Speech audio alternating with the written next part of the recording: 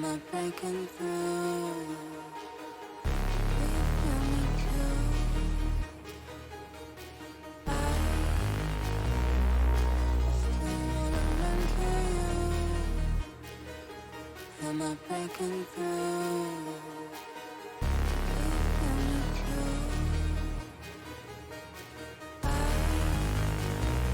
I still wanna run to you. Am I breaking through?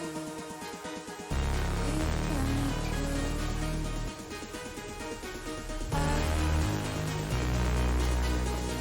still wanna run to you. Am I breaking through?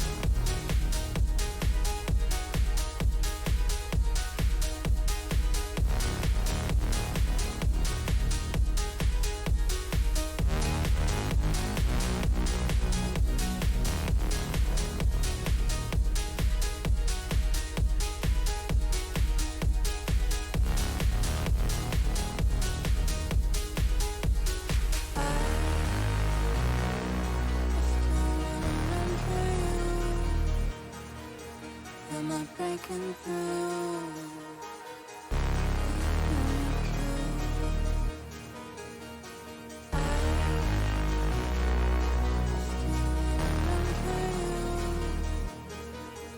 Am I breaking through?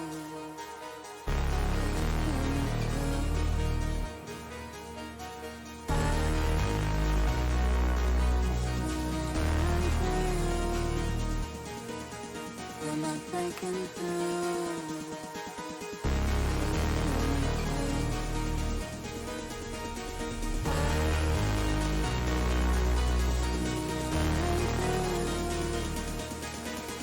Am I breaking through?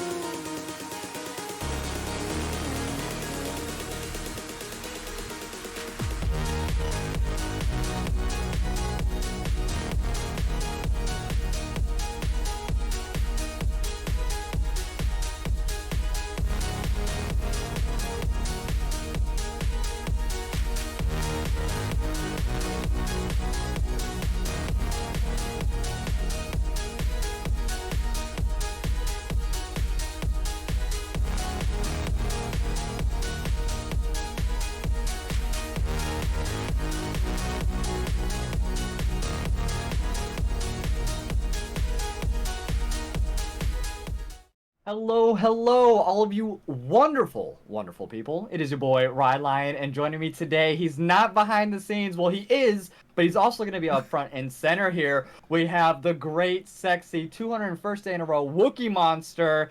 God, I love you. So every single time I Dang. look at you, you get better and better, man. You're like wine. You're just like wine, my Oh my friend. gosh! Stop making me blush, man. All right, let's get on with it. We got Eggplant versus Shrimp Gang, the one quarterfinals, the second game of it. Well, technically third because there is an ongoing cross the map versus counter target spell. But this is gonna be a hype game, Rylionn. What do you think? Oh my, I'm very excited. I mean, like you said, there's another quarterfinals game going on at the same time, and as we get updates or if we find out who wins that, we'll definitely let you all know. But for this one specific, this one's so hard. I can't even imagine which one I want to win more, Shrimp Gang or Eggplant. We were talking about this before stream. It's just like there's so many good players, really good friends as well on both sides. And I hope we get a game three personally, obviously. But it's just I know these are going to be banger games. And Yeah. yesterday we had the quarterfinals as well. It was X Rising versus who was it again? Oh, that's right. Relinquished Renegades, the champions of yesterday. That was disgusting. Yeah. Uh, Relinquished Renegades just absolutely destroyed it in that one, and moving on to the semis. And we will see who's going to be moving forward in this division as well. But I think Yeah. we will be getting the draft here started up soon. But who do you think's going to win this one? I predicted in the team gap recap 2-1 to Eggplant, so we'll see if You it did? happens. You Okay. know, this is a tough team matchup, right, for both of these teams. I think they really have to respect each other's, drafts. They have to respect each other's champions, and they have to respect each other's, like, what side they're starting and everything like that. Definitely don't want to, because this is do or die at this point, right? So, like, Absolutely. if you lose this, you're out. So Eggplant starts on blue side for this first game, and Shrimp Gang have elected to take red side. We don't have the draft up yet, but I want to kind of go for the roster lineup that we have on Eggplant. Who was on blue? We have Ninetales, Bonobo in the top side, Yoda in the jungle, Calyx in the mid lane, Viator as ADC, and Mustard Cat as support. And on the other side, we got Hottest Cashier NA. In the top side, Knock in the jungle, Tony in the mid lane, Kodak Mac ADC, and Magic Man as support. So all of these familiar faces, like, it brings me a lot of good memories, and I'm looking forward to this game, dude. Yeah, it's gonna be a banger. I definitely was hoping to potentially see maybe like another X Rising Eggplant moment like we had last split in the silver split, but they unfortunately did get knocked out there. And Eggplant, they're definitely wanting to make it to the finals. For the first time, because I don't think we made it last time, or they made it last time. So, but yeah, To the it's gonna be a finals, banger, yeah. and draft should be starting here momentarily though. But Soon. I mean, Um, what do you think most of the focus is going to be on this for both know- sides? Like which side do you think or what lane do you think I they kind are of knew gonna you were gonna focus on? ask, like, hey, like, what's the champions looking like for bands and stuff, and I gotta Right. say, like, I don't have an answer prepared. Like, there's a lot of viable picks for both of these teams. You got Hottest Cashier, the top side. You got the legendary Carry Bear. Harry, Uh, yeah. as jungler, right? Like, and that's at least a few bans in itself, right? And then you got on the other Right. side, you got Viator popping off on every ADC, Mustard Cat, doing the best damn support I've seen, and you got Yoda in the jungle, like in Calyx. There's just so many, like, and it So looks like they're already starting off with the jungle. So I mean, hey, kind of predicted. Oh, there it is. There it is. There it is. The Yubi. The legendary Yumi ban for Mustard. This sucks. We're never gonna see it ever again. It'll never There- happen. She is never going to see it. It's okay. I think that she has kind of just understood that is a thing, and they respect it. So I'm glad to see that they do respect it. I mean, Yumi in general is a good character to pair with a lot of ADCs anyways, and especially ones that Absolutely. Viator plays. So kind of have to expect that. They are going to ban out the set. I think that is towards Hottest Cashier in the top side of the map. As he's been pretty proficient on it. And then Ezreal, they're just banning away bot laners at this point. They're like, we don't want nothing to do with this bot lane. Well, Getting on rid of Ezreal Yubi still, was though. not enough. No, definitely not. We saw 4 mid bans on Cappy yesterday, so Yeah. there is a lot of strong focal points, and I think Ezreal Yumi, 2 very important bans to get rid of on the side of Eggplant. Viator is a menace on Ezreal, and as we know, Mustard is an absolute menace on Yumi. And That's true. there Final goes two the bans are Trundle Yoda. and Sejuani. See, Yep. and this is kind of like a hey, we know you just banned Trundle. Obviously, you're gonna pick Sejuani because you've been playing that, like, and you're True. proficient at the champion, which leaves Eggplant with pretty good champions to round out with, as far as I'm aware. There's Yoda's patented Vi right there, and we could expect to see a bot lane coming out from Shrimp Gang right away. Because they did focus bans on the, pretty much the top side of the map on the other side. So, Yep. would expect a strong bot lane to start out with. But, hey, could be something else. I know that they want to really, really hammer in the top side of the map. And Magic Man and Kodak Man, they're like the duos this entire season. I'd be like, I can see them getting to finals, but they are going to go with the Yi, which is pretty strange to me. What do you think of that? No, someone even called that out in chat here. It was Really? actually Glacial Sniper. Yeah, he's like, if Carry Bear doesn't play Oh. Yi, I'm leaving a sad man. And it's just like, So he definitely, Oh, he that's wants to listen oh to my his fans. gosh. Boom, knock, knock, knock is gonna be busting out the Yi. I think All that's gonna right. be. That's a very risky pick in my opinion. It There's so many is. better, I think, junglers out there. With the CC and the utility for the team itself. Because if he doesn't get ahead, he just completely falls off, Well, and he is we did useless. see Knock Knock Knock play Yi. I think it was either the previous series that they played or the series Right? before that, and I think they won. So Oh, they it's already did. got a good record so far. I mean, he's been playing that a lot recently, so it doesn't surprise me. It just surprised me so early in the draft. That's the thing that we're kind of saying that might worry us. But I like the response from Eggplant here, picking Calix's Ari and then the Lulu for Mustard Cat. Lulu. I think that's a Oof. good response into what they already have, because at Absolutely. this point, CC is gonna knock E out of the park, right? So like, if you lock Absolutely. down two CC monsters like those, you're fine. And then the Lissandra pick here, that's an interesting one.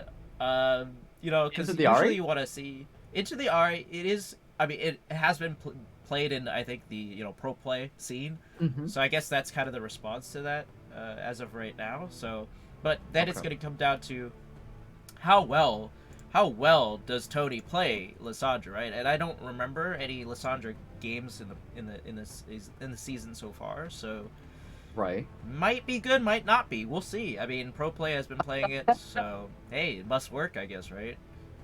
We did see X Rising also bust out Lysandra yesterday as That's well, true. and But we Cappy did see plays it. Lissandra. That's true, and they did an Cappy amazing job. does. Defensively at least. The Ori was a little bit too much pressure though. For the Yeah. Lysandra there, but that's just a matchup kind of thing. But Ari into Lysandra though, you play mid lane the most, and you're saying Yeah. Ari is definitely favored up in this matchup because of the poke or what from the Well, beginning, the I amount of mean, damage output. because of Lissandra, it's pretty predictable what she wants to do, right? She throws out her E, and you see Mhm. where it's going. You can either charm as Yep. soon as she reaches there, or even charm before that if you're in range, right? And you got a lot of poke coming out with your Q and your W. It's kind of like it's all about reaction time in this matchup. Whoever gets Right. the ultimate off first, whoever lands the CC first, will win, right? Because Lissandra is good at locking down people. Same thing True. with Ari.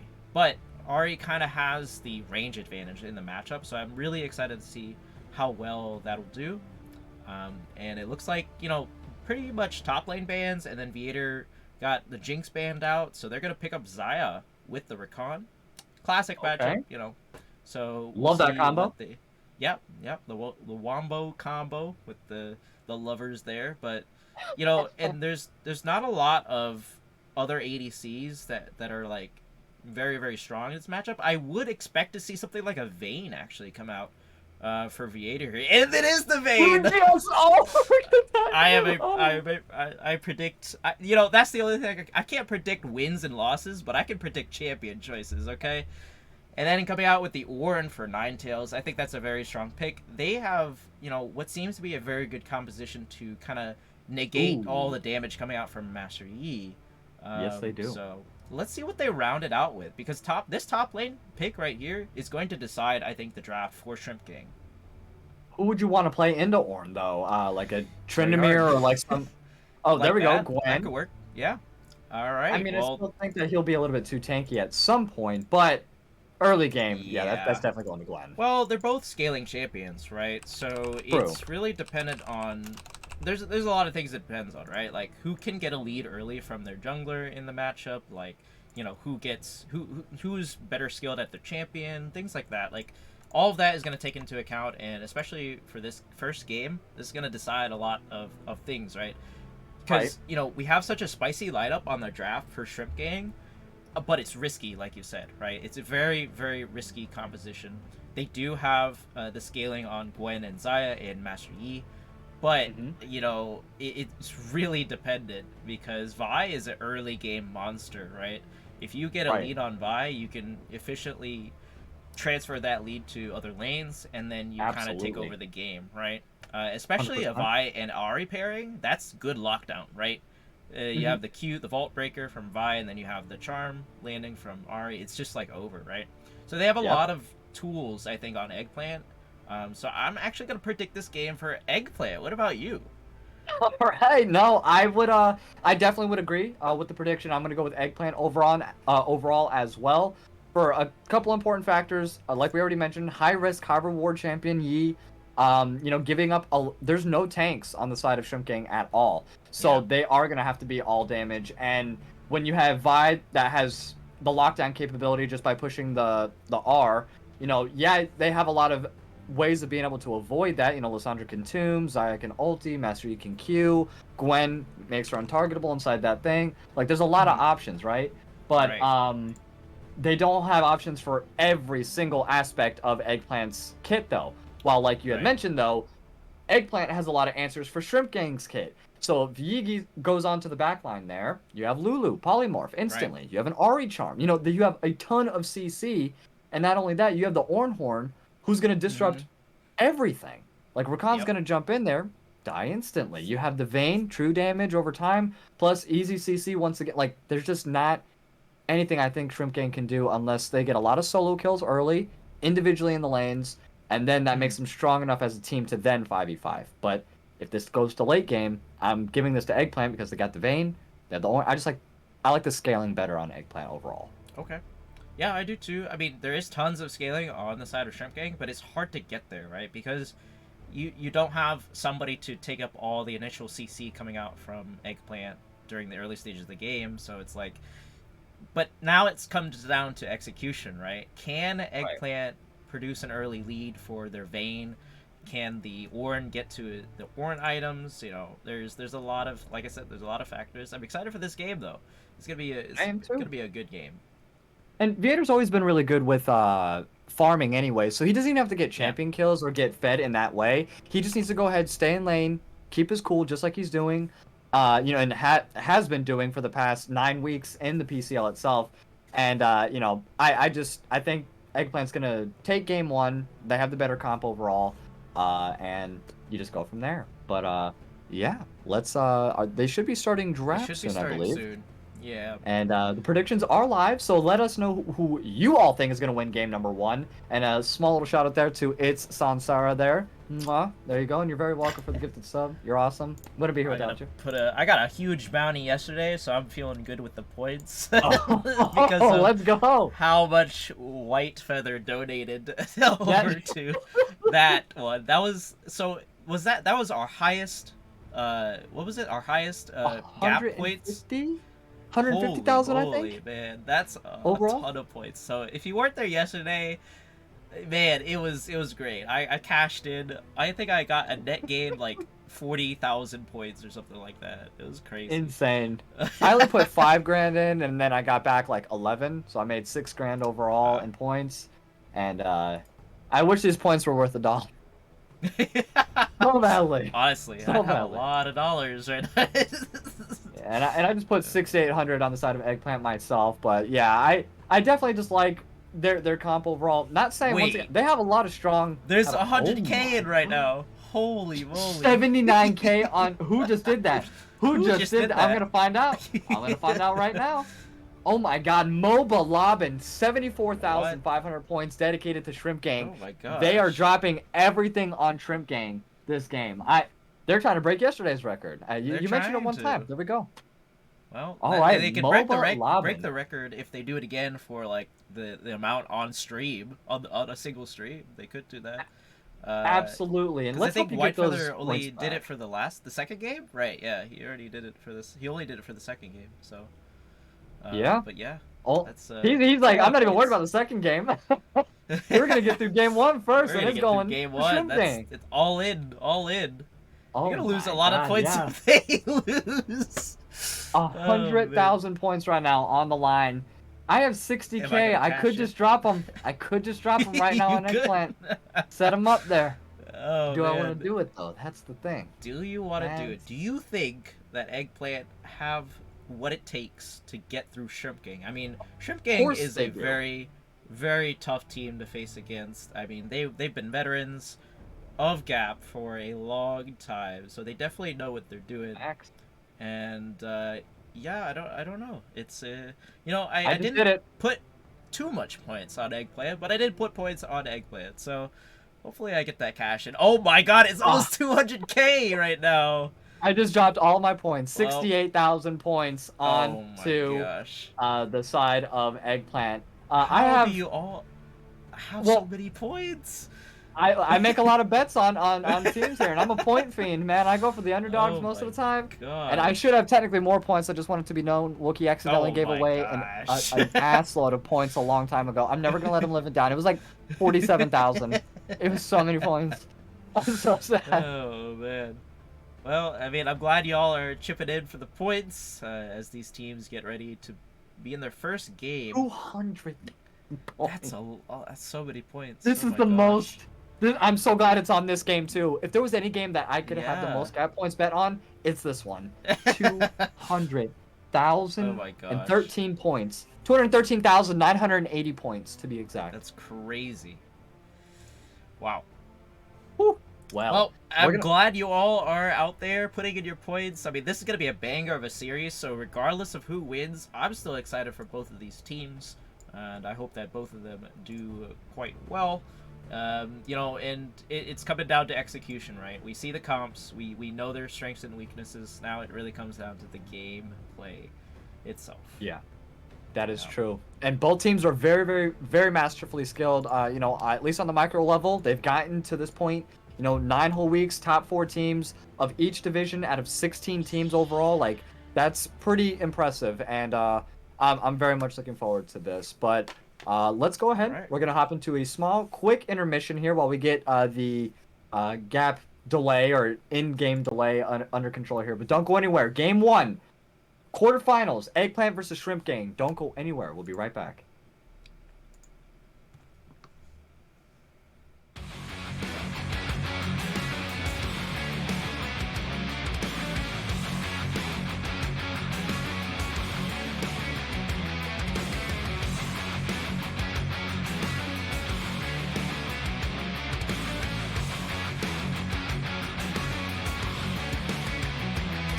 The unknown terror, the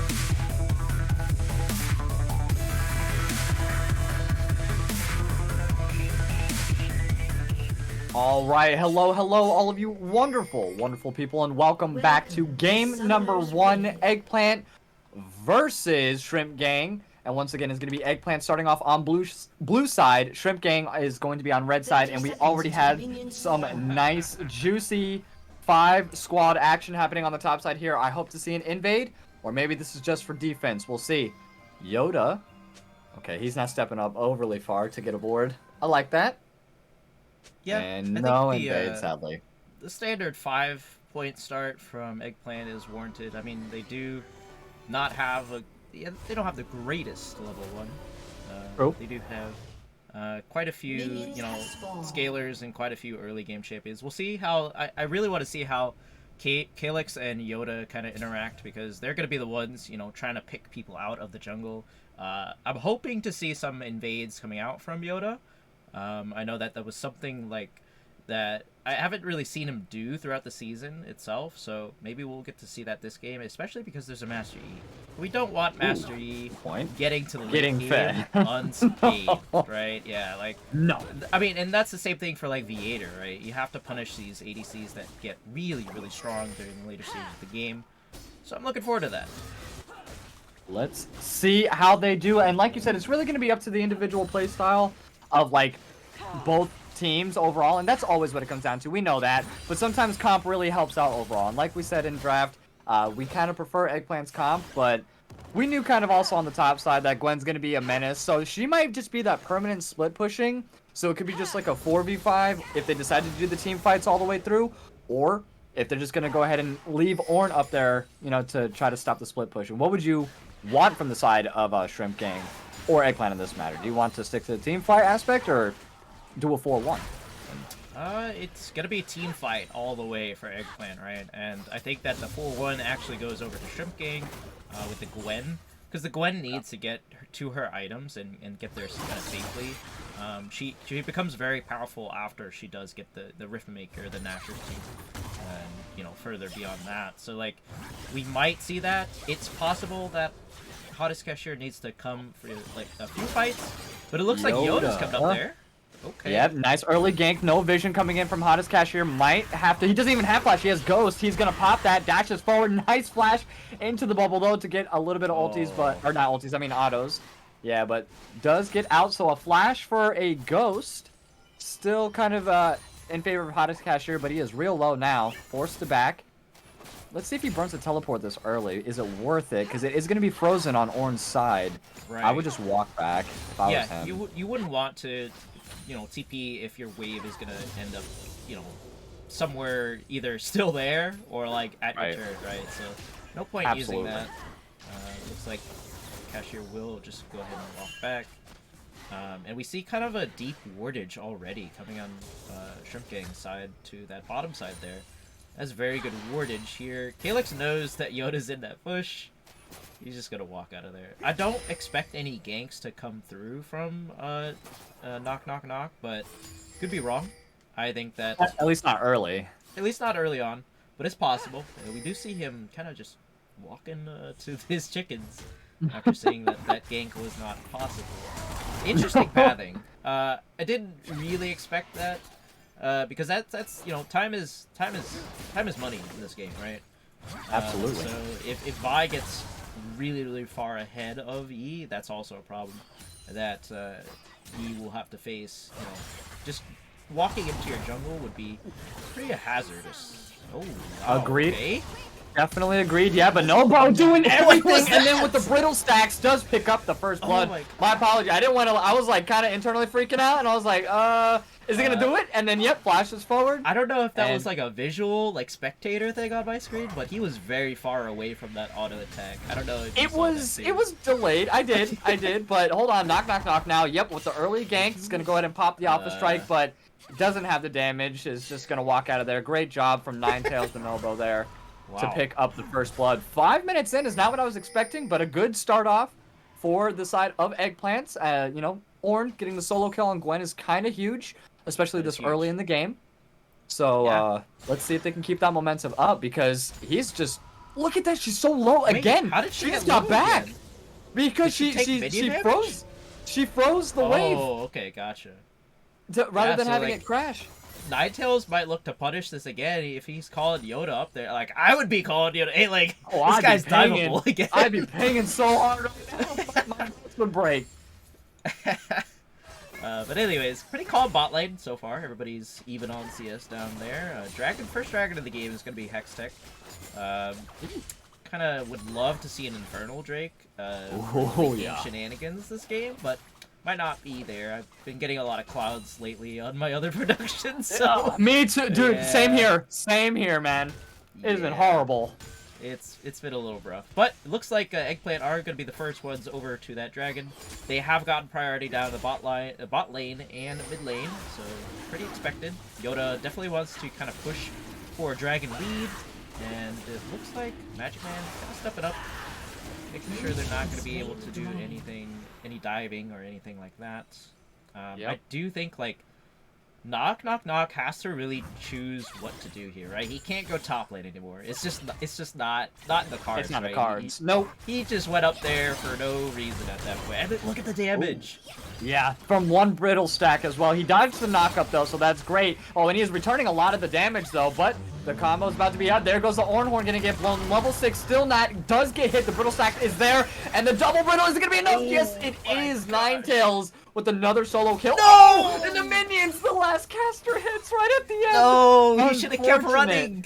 He should have kept running. He would have gotten that extended range of the minions auto and let his corrupting potion heal up. But wow, unfortunate. Hey, that's a good pickup though for the side of Shrimp Gang. Much needed, especially for Hottest Cashier. That keeps him in the fight a little bit at least. So that great job. 2-1 now overall, and they're still ahead by 200 gold on the side of Shrimp Gang, even though they're down. Yeah, that's impressive. They're doing a great job just farming wise. Look at mid. Lissandra 62, Ari 44. Calyx is kind of getting zoned out a little bit. Just a little bit. No low health bars yet, so not a lot of trading. Just kind of wave clear, right? Lissandra does excel a little bit better than Ari in the terms of wave clear. Especially during the early stages of the game, right? Because all of her abilities are AoE, and Ari only has one charm ability that only hits one minion. So imagine how broken that would be if it hit like multiple people. But trading up at the top side, I did not expect that. Yeah, and the directed camera hasn't even gone mid once like this whole time. It's either been bot or top, and great engage though coming in from Magic Man, and that is going to be a nice condemn against the wall though. Heal is going to be popped. It's going to be a 4-man gank onto the bot lane. The flash Tomb is going to be used onto WL Viator there. I'm sorry, just Viator. The flash is going to be popped as well. Can he get away? No, the red buff from Knock picks up his first kill as well. Mustard Cat just waiting in the cove like a scared little Lulu, and Tony's gonna pick up the second one there. Very nice. They're not gonna waste the 4-man gank though for anything. Nice Q to stop Hottest Cashier, and there goes the cease and desist, and Yoda picks up the kill on the Hottest Cashier. Great transition, great return gank as well on the map. Reading 4 members on bot lane. Might get a Rift Herald at this point. Yes, they are. Calyx making the way to the Rift Herald, and here we are. Lots of action now. 8 minutes in. Both these teams, I knew were going to give us a banger game. I knew it. Yeah. I mean, it is not even like a lot of action. I just think that the responses were pretty clean, right? Because Calyx, I don't know like how the communication went there, but you know, Viator and Mustard Cat were a little bit too far forward, and they just, you know, couldn't get the movement speed to get back enough to at least get away from that gank. But, yeah, it was a good trade of resources there, especially now that they have Rift Herald, and it is on Yoda, so kind of expecting him to put that... Yeah, I don't know how Kodak got that low from that. He was just getting auto, but they thought maybe that was like a bait kind of thing, and they didn't want to engage too hard, but that would have been a free kill all day long. I mean, hindsight, obviously, we could see everything. Yeah, caster vision. Yeah. But yeah. This is, so, you know, the gold is pretty even still. A little bit towards Shrimp Gang, but not too much. The Rift Herald, you know, that's... Oh, wow. That's what Charm does land, yep, does return the gank there. Goes the Spirit Rush as well. That's going to be 1. The Ignite goes off. Number 2, and down goes Tony. Nice solo kill picked up by Calyx there into the mid lane. I like the changes that they made to Ari. The Spirit Rush not only being limited to 3, I don't know the mechanics and exactly how it works, but I just know that I like it. Does that make sense? Here comes the Rift Herald. Ooh, I didn't even know This that. is Oh a yeah, they very did nice pick that up play. from top side. Yeah, Oh. Magic Man popping the ultimate as well. Nice charm underneath tower, but nope. Doesn't pick up anything off that huge plate gold going on over the charm's gonna land the alpha strike, tries to get him away. Yes, Wow. he is able to do so. Cease and desist right onto the back line. Oh, Ari picks it up. Great job from Calyx. Great dive overall. They might be able to pick up the last plate. Yes, they do, and they're just gonna leave with their victories from there. Up from the bottom comes Kodak Mac, and he's gonna try to do what he can, but we're gonna turn back to lane like nothing ever happened. Yeah, that was a really good punishment, right? Calyx gets a kill, and they drop Rift Herald immediately to get Calyx, you know, farther ahead, like farther and farther ahead, right? Because I was like, this is really like gonna be down to who can pick out the E in the jungle or pick out the E at all, right? And now that Calyx is already on looted, so this is gonna be huge, just for the 1v1 and like the jungle roams too. So this is a good opportunity for Calyx to start looking in the side lanes for those potential kills. Mountain Dragon is the next one up. And Eggplant do not have the positioning. Hold here. on, Yoda's getting caught out here. Nice combo coming in from Tony. He's getting real low flashes out of it, but the E to follow up. The polymorph just in time though. Let's see though. No. Oh, dodges the Q. The auto's gonna go through though. Ari dashes forward. Spirit Rush is available again. Does land a nice charm. Tony has no escape whatsoever. Gets the stun off. Meanwhile, in Dragon Pit, I do believe Mustard Cat did fall. Yes, she did, and another solo kill. Almost died themselves though. Calyx did. And that looks like the Mountain Drake is going to get picked up by Shrimp Gang here. And I believe in topside as well, Ornn did solo Gwen, Oh, if I'm not mistaken. wow. He's 1 and 3 now. Yeah, I guess we didn't even see that. Nope. Wait, no, she's Nope. she's there. She's in mid lane. No. But she wasn't top, though. She went to Oh. mid. She just She went to teleported to mid lane. Ah, okay, gotcha. Yeah, I didn't even see that. The directed camera did not let us look at that, but this is gonna mean that Hottest Cashew is gonna lose a little bit of plates. And he's 2 levels behind against Ninetales he right is. now. Oh my god, look at the damage. Okay, there goes the ultimate. It is going to be popped, and there goes the Ornn Horn as well. Oh, I'm sorry, the knockup is going to go through. Perfect timing. The brittle is going to be too big, along with the Bomby Cinder, and down goes Hottest Cashier. Not having the best time topside at all this game, unfortunately, and Ornn now 3 and 1. Not what I thought was going to happen, if I'm going to be for real. Honestly, no. And Knock Knock Knock is 2 levels behind him as well. This is a nasty Ornn. I can only imagine, like, getting the Ornn. What was that? Hold on 1 second. I'm not sure what the Everfrost was. Maybe it was just a nerves type thing. They didn't mean it. But the charm does go wide, so Tony does walk away, luckily there. So the solo lanes on Eggplant are getting a lot of these kills, right? And unfortunately, like there's only a couple, a couple less kills on the side of Shrimp Gang. They still have to get there, right? They still have to get to that point where they can actually, be in these team fights. Because eventually it's gonna come down to who can win the team fights, right? Right. And it might be 4v5, it might be 5v5, but at this point, Hottest Cashier is not getting anywhere against this Ornn, True. who already has a mythic, and it's gonna be even harder to come back once the Ornn starts joining these team fights, right? Oh, no. Yoda with a nice gank on top side. There goes the Q right into their face. Knocks up by running into the wall. Cease and desist to really stop them. And the icing on the cake. Yoda with one final punch there to the face. And one thing I wanted to mention, Xayah already has her Eclipse, while Vayne only has 2 long swords and a dagger. I'm just saying, that's not a good look. That's a lot of damage for the side of Shrimp Gang and their bot lane, especially in these team fights, because Xayah has the capability of hitting everybody. Vayne can only focus 1 at a time. So they're going to have to play front to back on the side of Eggplant, which I don't think that they really have a huge problem with. Honestly, but that's just one thing to just really notice there. Opting to finish the boots first, giving up that priority on the mythic item might cost them a little bit at the moment. Let's see if they can capitalize, though. Yeah, we'll see. I mean, keep in mind that it looks like Magic Man did opt. Wait a minute. Uh-oh, yep, Knock's waiting in the wings, and yep, there goes the tomb, and the automatic stun comes in, and then a nice shutdown picked up for Knock there. That's who you want to be feeding the kills on the side of Shrimp Gang right now. That is right. Yeah, and look at the vision. 3 pinks in the bottom side jungle. This is not gonna be good for Eggplant. They're not even sending anybody down bottom lane to help with this potential dive that There's literally 6 words within the screen itself right now. I know. It's oh no, Viator cannot walk up, otherwise they just No. get engaged on. But the thing is, Tony doesn't have the glacial. Oh boy. I forget the Yeah, name I of mean, it. and Also, Yoda does doesn't not have care the- at all. He's like, alright, I'm going to top side. I'm going top side. We're gonna get this. Anyways, you guys have fun with that one. Well, it looks like they backed off anyways, knowing that they just see that's the thing. They don't just have the wasting dive time. potential without the CC, right? Because Mhm. Lulu can do a lot. Lulu is pretty much anti-engage, and if they don't have the Entomb, they're not going to be able to.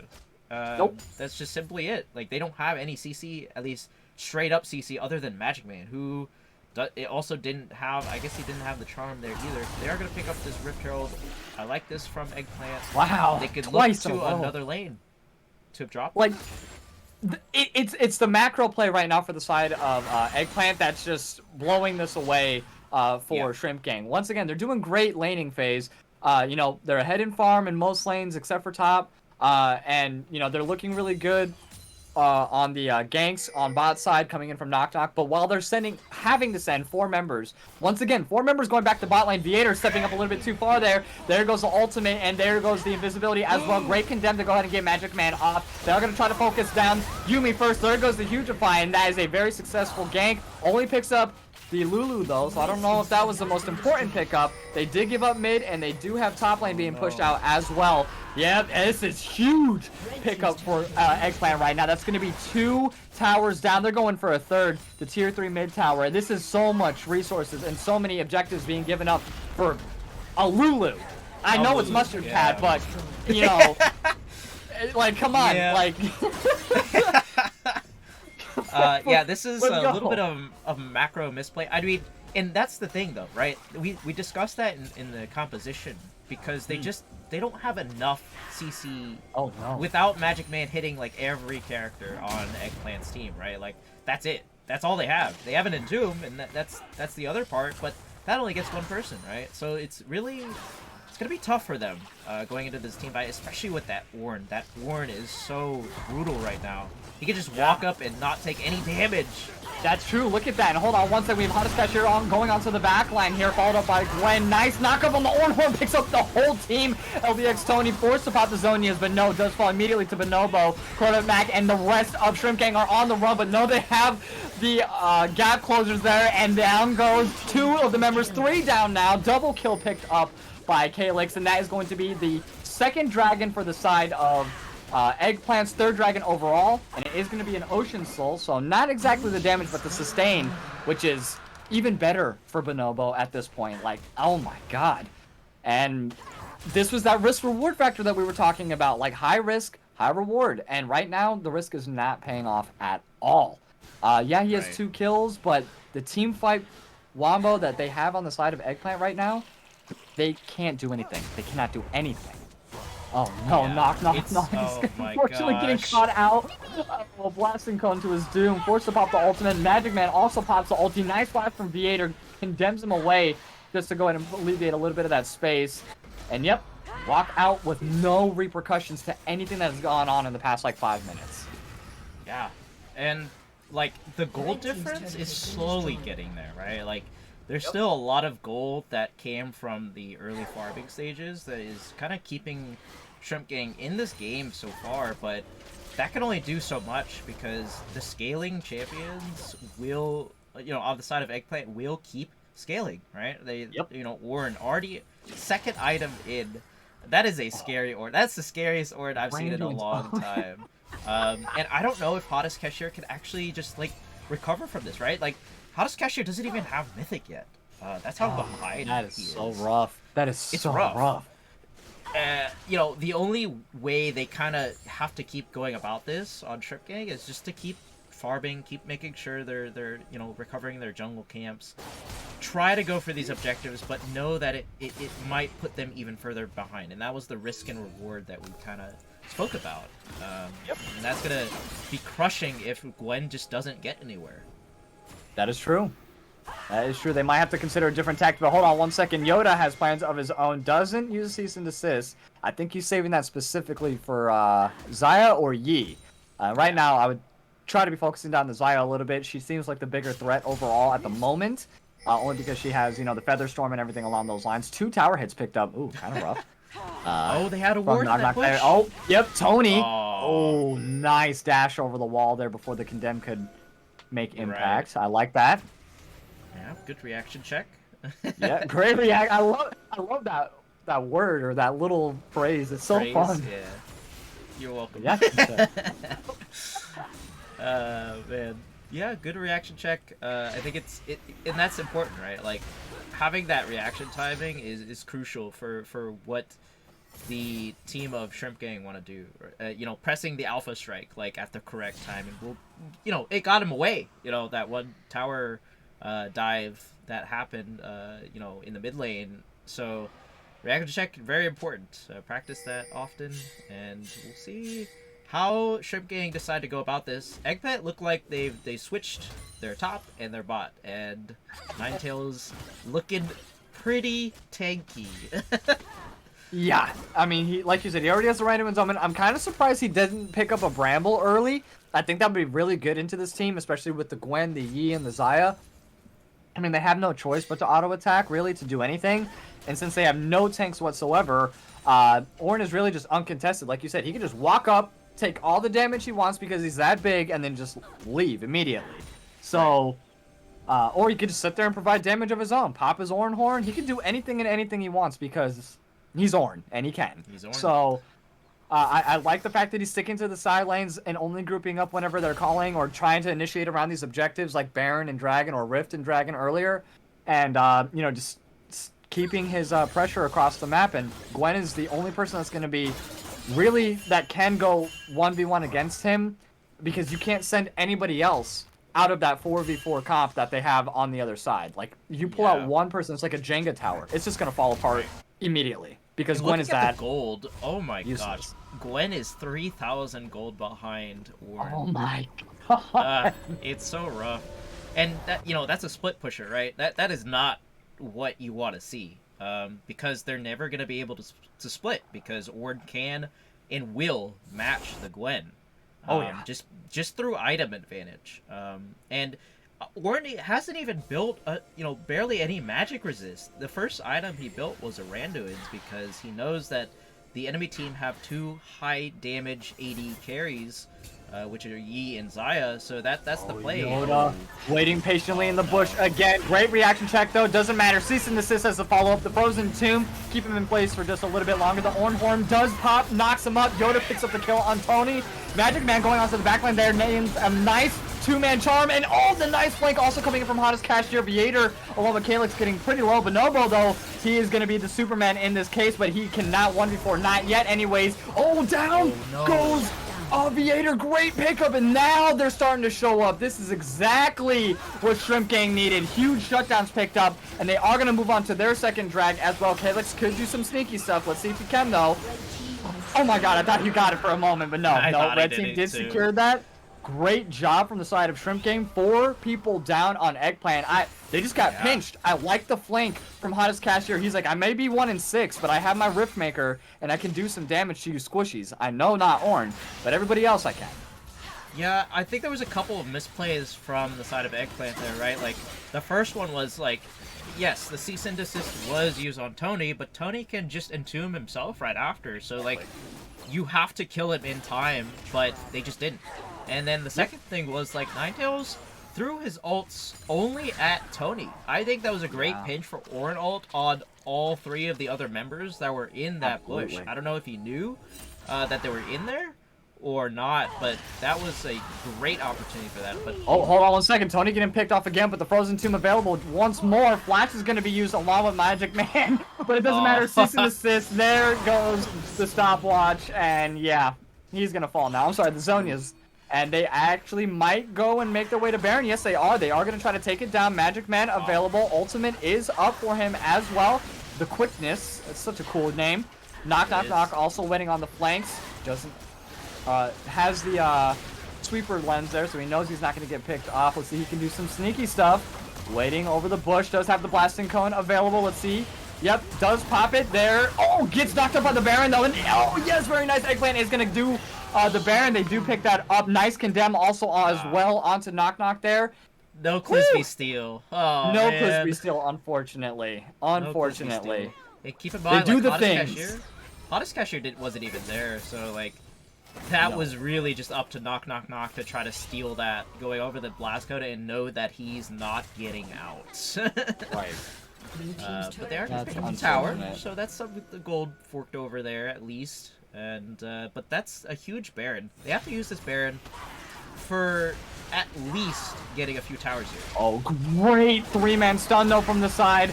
Oh, Tony, but no, he's gonna fall immediately. Calyx picks up the kill. Yoda follows up with Magic Man's death as well. Nice Featherstorm to get them to back off. I don't think the Rake was available, but we have a good flank coming in and a knockup from Ninetales. The tower, tier 2 top lane tower does fall as well, and they showed right back up, just like nothing ever happened with their Baron.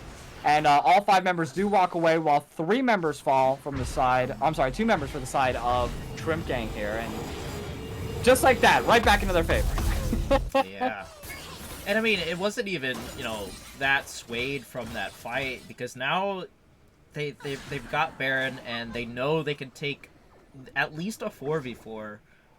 Maybe not a 5v5 if they, you know, and that's where the skill expression comes in, right? Like, they fixed up their mistakes already, in that fight at least, and got a pick. And that's what Yoda wants to do, right? Yoda and Calyx want to get these picks. The rest of the team wants the team fight. So it's like, it's a mixture, right? They do have a really greatly balanced team composition right now to handle this Yi, who is on 2.5 items. Looks like he might be building maybe a Guardian's Angel next. I'm not really sure what that chain vest will build into. Could build into, you know, Death's Dance maybe. But it's really hard for him to do anything at this point to this. So look at this beefy Ord. There's, oh my gosh, it's gonna be so hard for him to at least get him down health without the help of the rest of the team. So I don't know how they're gonna navigate these fights going forward without like a lot of CC, and they just don't have it. No, they unfortunately do not. And with how many shields that they have on the side of Eggplant, I would kind of also have expected to see maybe a Serpent's Fang picked up by Xayah, but I don't think that's gonna happen. Sure. Yeah, they do have definitely a bit of Lord shield. Doms though. Oh yeah, definitely. Well, it's gonna be a Cyrilda's Grudge because Xayah is planning on building the Lethality Xayah. Yep. And Cyrilda's Grudge kind of fits that item pickup there. Which means that she's not gonna be able to kind of crush through this Warden. So that's all up to Yi. And that is kind of not what you want to see, but we'll see if it works here. Here we go. The Shrilia's battle song is popped, but no, not just running away, running away, like, running okay, away. Quickness is all. No, just really. Okay, see ya. See ya. We're Sonic, supersonic fast. This is where they fought last time. I don't know if this is the same spot that they want to be. They are a little bit more prepared though.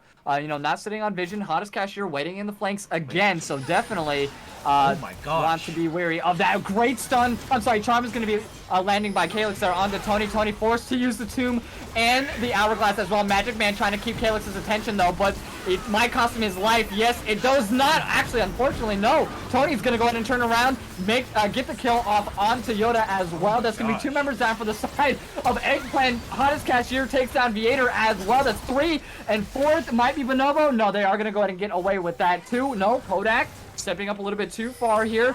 The 3rd dragon is up. It is going to be an Ocean. Nice stun is going to be landing on to Calyx here. The Hourglass is going to get popped, and it's just going to serve him up nice and ready for the rest of them. The Everfrost is going to take him down. 4 members again. I don't know why they keep on fighting in these tight little areas. And this time they were, you know, trying to catch him out, but the problem was everybody was fighting somebody different. Yep. That was such a split fight from Eggplant. They misplayed that pretty roughly. Everybody was like, let's target a different person for some reason. So I think that was the main reason they lost that fight. They tried to take down Tony at the beginning, but you know, it's fair that Ninetales was fighting 2 people. He was staving off 2 people, but the rest of the team were kind of picking different targets. So that is what happens when you do that. yeah, it was difficult to talk about the fights because, like you said, everyone was doing something different. But that's okay. And I mean, yeah, that's just kind of unfortunate. And I don't know what was going on, but I thought Bonobo and Hottest Cashier were dueling And then next thing I know, it's just hottest cashier 1v1ing Viator. And it was like, Yeah. wait, where did Bonobo go? And he was just off fighting. I think it was He was Tony Yeah. and He Kodak. was all fighting. I think it was Kodak and Hottest, if I remember correctly, or something like that. But Okay. you know, yeah, they were just split, right? Like, and obviously, like that's not what you want to see coming from the fight. How they want to play out the fights, right? They want to focus down, have as much CC on a pick, and they almost got it on Tony. But yet again, it's Lissandra. You cannot take her out without expecting the Entomb or the Zonias at this point to save her. So she's gonna be kind of frontlining at this point. You just have to reserve your resources, make sure that you're targeting the right people with your CC. Because we saw the charm like go and hit, and then it got Tony low, but then Entomb comes, or the Zonias comes right after, then the Entomb, then it's like something else, and you just can't get rid of the pesky Lissandra. And that's kind of the role that Tony is playing in this game. Like, he is the front line at this point. So it's really up to Eggplant to kind of try to avert their attention from Tony to somebody else. Like, just, you know, save the charm for somebody else, somebody that can easily get picked out. And you know, that could be knock knock knock at this point. You know, if he doesn't have a target to queue on, or if he's caught out unsuspectingly. Yeah, there goes the quickness. Antrolia's battle song. Entomb is going to be landing on to, I believe that was Viator. No, I'm sorry, that was Mustard Cat. Magic Man getting real low, though. Yet the last tower hit, he does get saved by Guardian. Excellent. Oh, and Viator getting real low here. Nice stun. Once again, is going to land by Kodak. I'm sorry, not Kodak. Tony there. Tony's also going to go and use the Hourglass, just like you were mentioning just a few moments ago. He has everything on deck, but nothing else. And he does survive with a sliver of health. That's unreal. The Hourglass is going to get popped by Calyx. Spirit Rush is out of there. There goes the Featherstorm. Does get that team gap ace. What a turnaround for the side of Shrimp Gang. This is unreal. Man. I have anxiety right now. This is unreal. Yeah, like Shrimp Gang is showing up in the later stages of the game, and now that the Grudge is built, the Eclipse on the Xayah, Kodak hasn't died a single time this game. And you know, I thought that, you know, this would be a different game, right? As far as we were concerned, they can play it had in the bag, but they keep making these mistakes over and over again. And you know, Knock Knock did die out of that, so I guess they got some sort of return, but the bot lane coming out from Eggplant are just not on point today. It's like 0-4-5 and 0-6-10, like they just haven't hit the mark. And Vayne, you know, we expect her to scale to, you know, godly amounts, but Vayne's only on 2 items right now. Yeah. That is unfortunate. Trying to build the Wit's End next. I mean, they're trying to stack up, you know, with the Rage Blade. They have the Immortal Shield bow, but like you said, like, Tony's doing an amazing job being the frontline person here. And I know that Kodak is 6-0 and 11, but personally, I think Tony is, like, the one that's actually carrying in this circumstance. Just taking all the CC, perfect timing on the Entombs, catching people out with the... Is that a snare or a stun? What is that? A snare, technically? Because it can still auto-attack. On Xayah, correct. It is a snare. No, on Lissandra. Oh, hold on 1 second. Oh no. Oh my god, Kodak just... What? Oh my... Yikes. The classic face check. Cat. Goodbye, Mustard Cat. Yeah. And right into the bushes we go. Yoda with a nice teleport, but the Alpha Strike follows up right behind him, and Yoda gets taken down. That's 2 members, and this is going to be Ocean Soul. There's nothing that they can do. No jungle, no support. They can stop all the engage no longer. And hold on 1 second, though. Bonobo's doing a great job split pushing. He's like, okay, now we're starting to lose these team fights. We don't want to be doing this anymore. So I'll go ahead and start the split pushing here. Great teleport from Hottest Cashier to stop him, but I think that the minions are just going to go ahead and take that one out there.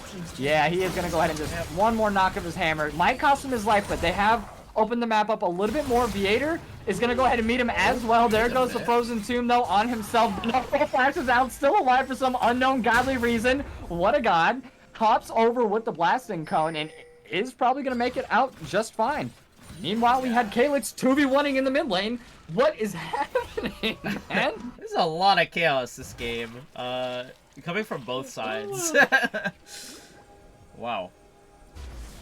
But yeah, this is a very, very interesting game. Baron is up and Ocean Soul is acquired, and that is dangerous to have. That is, you know, maybe in my opinion not the best soul, but it is a soul, and it is very good for the side of Shrimp Gang right now, as it's gonna keep them alive, and it's gonna have them be like a sort of tanky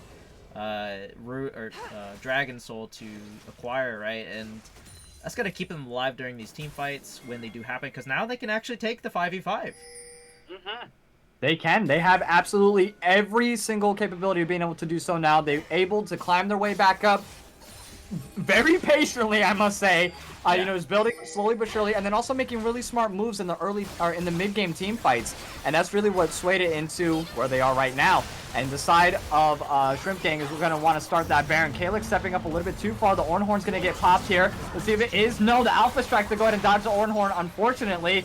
Meanwhile, he's just gonna focus down bot lane. Viator and Mustard Cat are gonna go and try to take down bot lane. They did pick up the Baron on the side of Shrimp Gang. Bonobo has now 3 members on his booty here. There goes the quickness, gonna stop him, but he's so tanky. It's not really doing a whole lot to him.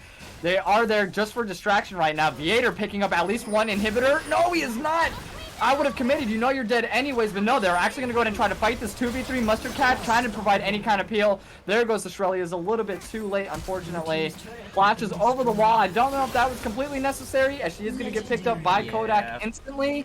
I would have just stuck around, at least gotten the inhibitor, because you were dead anyways. You know, you committed. You're all the way up there. You know that they have Baron. Like, now it just wasn't worth it at all. Yeah, now they could look to get maybe an inhibitor here on the side of Shrimp Gang. So they are pushing mid lane with 3 members. They're leaving Knock Knock Knock to his own devices on the bot side. And I think that's a good plan, because, you know, even though like Hottest Cashier is in the late stage of the game, maybe he just isn't comfortable still being on the solo lane as of right now. And they're looking to push this turret. Don't know if they can without Tony being there, though, as the front line, so we're going to wait for him. We'll take 1 turret at least with this Baron. So the tides of the game have shifted dramatically. Yes, they have. And now I don't know if Eggplant can kind of restore the damage that's been done.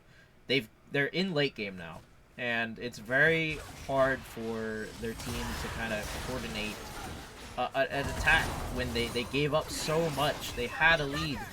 Oh, hold on one second. And Featherstorm used. Yeah. I mean, the Spirit Rush was also used from Calyx as well, but that is huge. Okay. That will save off, like, because that's gonna enable Yoda to kind of ult, right? That's one potential cease and desist target. Oh yeah, absolutely.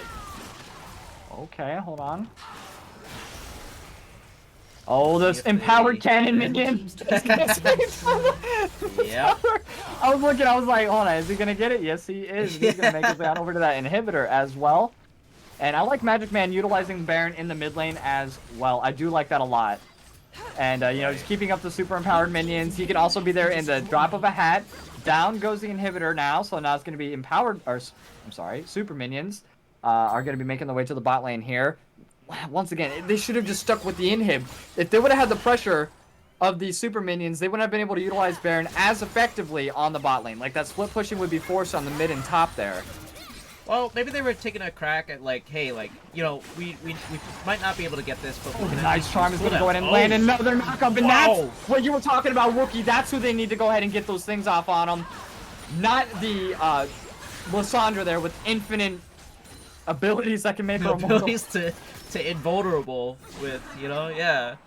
And they got it. So now they can actually look for something. I don't know if they're overstepping here. Wait a minute. Let's see. Oh, there goes the flash forward. Cease and Assist is available, but I wouldn't use it on Tony. They've done it before. Oh, the Condemn barely missing, getting him to safety here. The Elder Dragon's going to be up in just about 30 seconds, I think, something like that. 45 Yeah, they're looking to get this inhibitor. Oh, are they, though? Let's see. We saw this last time. There goes the stun, though, onto Yoda. Yoda is going to go ahead and get taken down quite low. Down he goes. Nice flank from Magic Man onto the backline. The Ornhorn is going to land on 2 of the members, though. Viator getting real low. It does have the peel available, though. The Featherstorm does land on 3 of the members, and oh, no, I think this might be the beginning of the end, Wookie. That's going to be 4 members down. Viator is alone, and he is going to fall. A triple kill being given on over to Kodak, and that is a quadra on to Kodak there, and that looks like that might be the end of game one. All my points given up for Eggplant, but that's Oh, okay. You're my man. base anyway. That was a lot And of points just drowned. It was a That's close okay. fight, but That was it a just close- that was a wasn't close game. enough. Yeah, it just wasn't enough. They kind of overstepped, I think. You know, they tried to get maximum value out of that one pick, but by the time they had everybody there, it was just over, right? Like, a lot of damage coming out from Kodak this game, and Deathless too. Yep, absolutely. I mean, Kodak, absolute god on the Xayah gameplay there, and once again, I'm really gonna have to give it to Tony personally. Not having a tank, they made up for that by having the Lissandra. He played the role extremely well. He was peeling immensely, getting the frozen tombs, making sure that Knock Knock Knock was able to at least get some kind of kills off into the mid lane, and then meanwhile on the bot lane, Kodak and Magic just beautifully executing in the bot lane. Just overall great performance from both teams, but definitely a great job for the side of Shrimp Gang. Yeah, I have to agree, and a lot of good plays were made early stages of the game by Eggplant, but they just couldn't do it for the late game, so unfortunately they're going to take the loss for game one. I'm excited for the next match, though. Like, it's going to be intense now that, you know, we've seen both of these teams play at least one game together. Absolutely. Yeah, it was amazing, and we're going to cut it to a small little intermission here while we get ready for game two, though, but don't go anywhere. We'll be right back in this best of three series. Eggplant versus Shrimp Gang. Shrimp Gang leads the series 1-0. We'll be right back.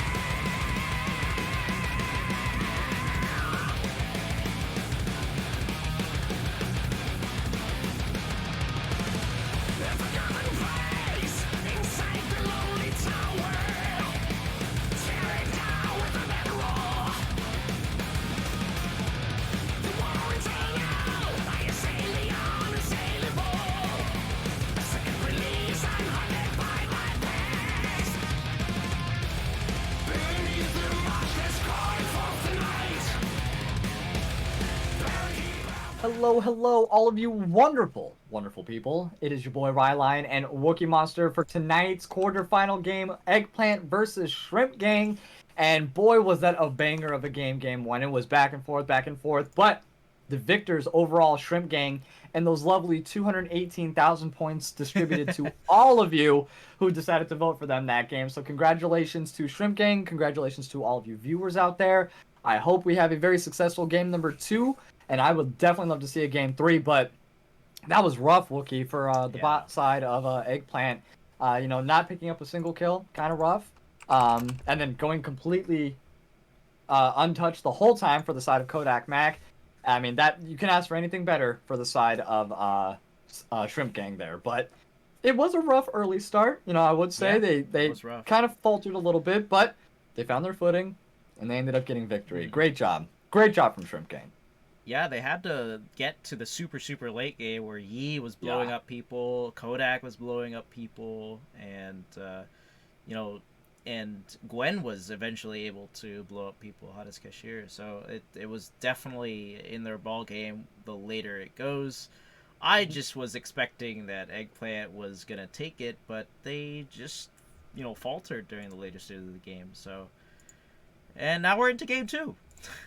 And here we are, game number 2. Hopefully it's not a 2-0 and we get a game number 3 here. Yeah. I definitely want to see that, but with no further ado, let's go ahead. We're going to get right into the draft phase of game 2. They're going to be the same sides. Eggplant is going to be on blue. Shrimp Gang will be on red.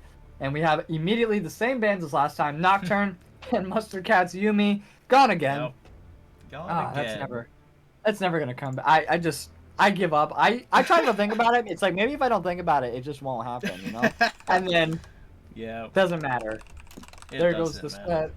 I would have thought maybe we're gonna see a Xayah ban, but maybe we might see a Xayah pick for this time on the side of Viator. Possible.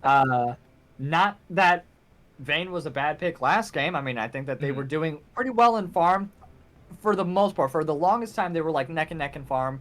And then by the end, Xayah, of course, had 6 kills, up by like 90 farm.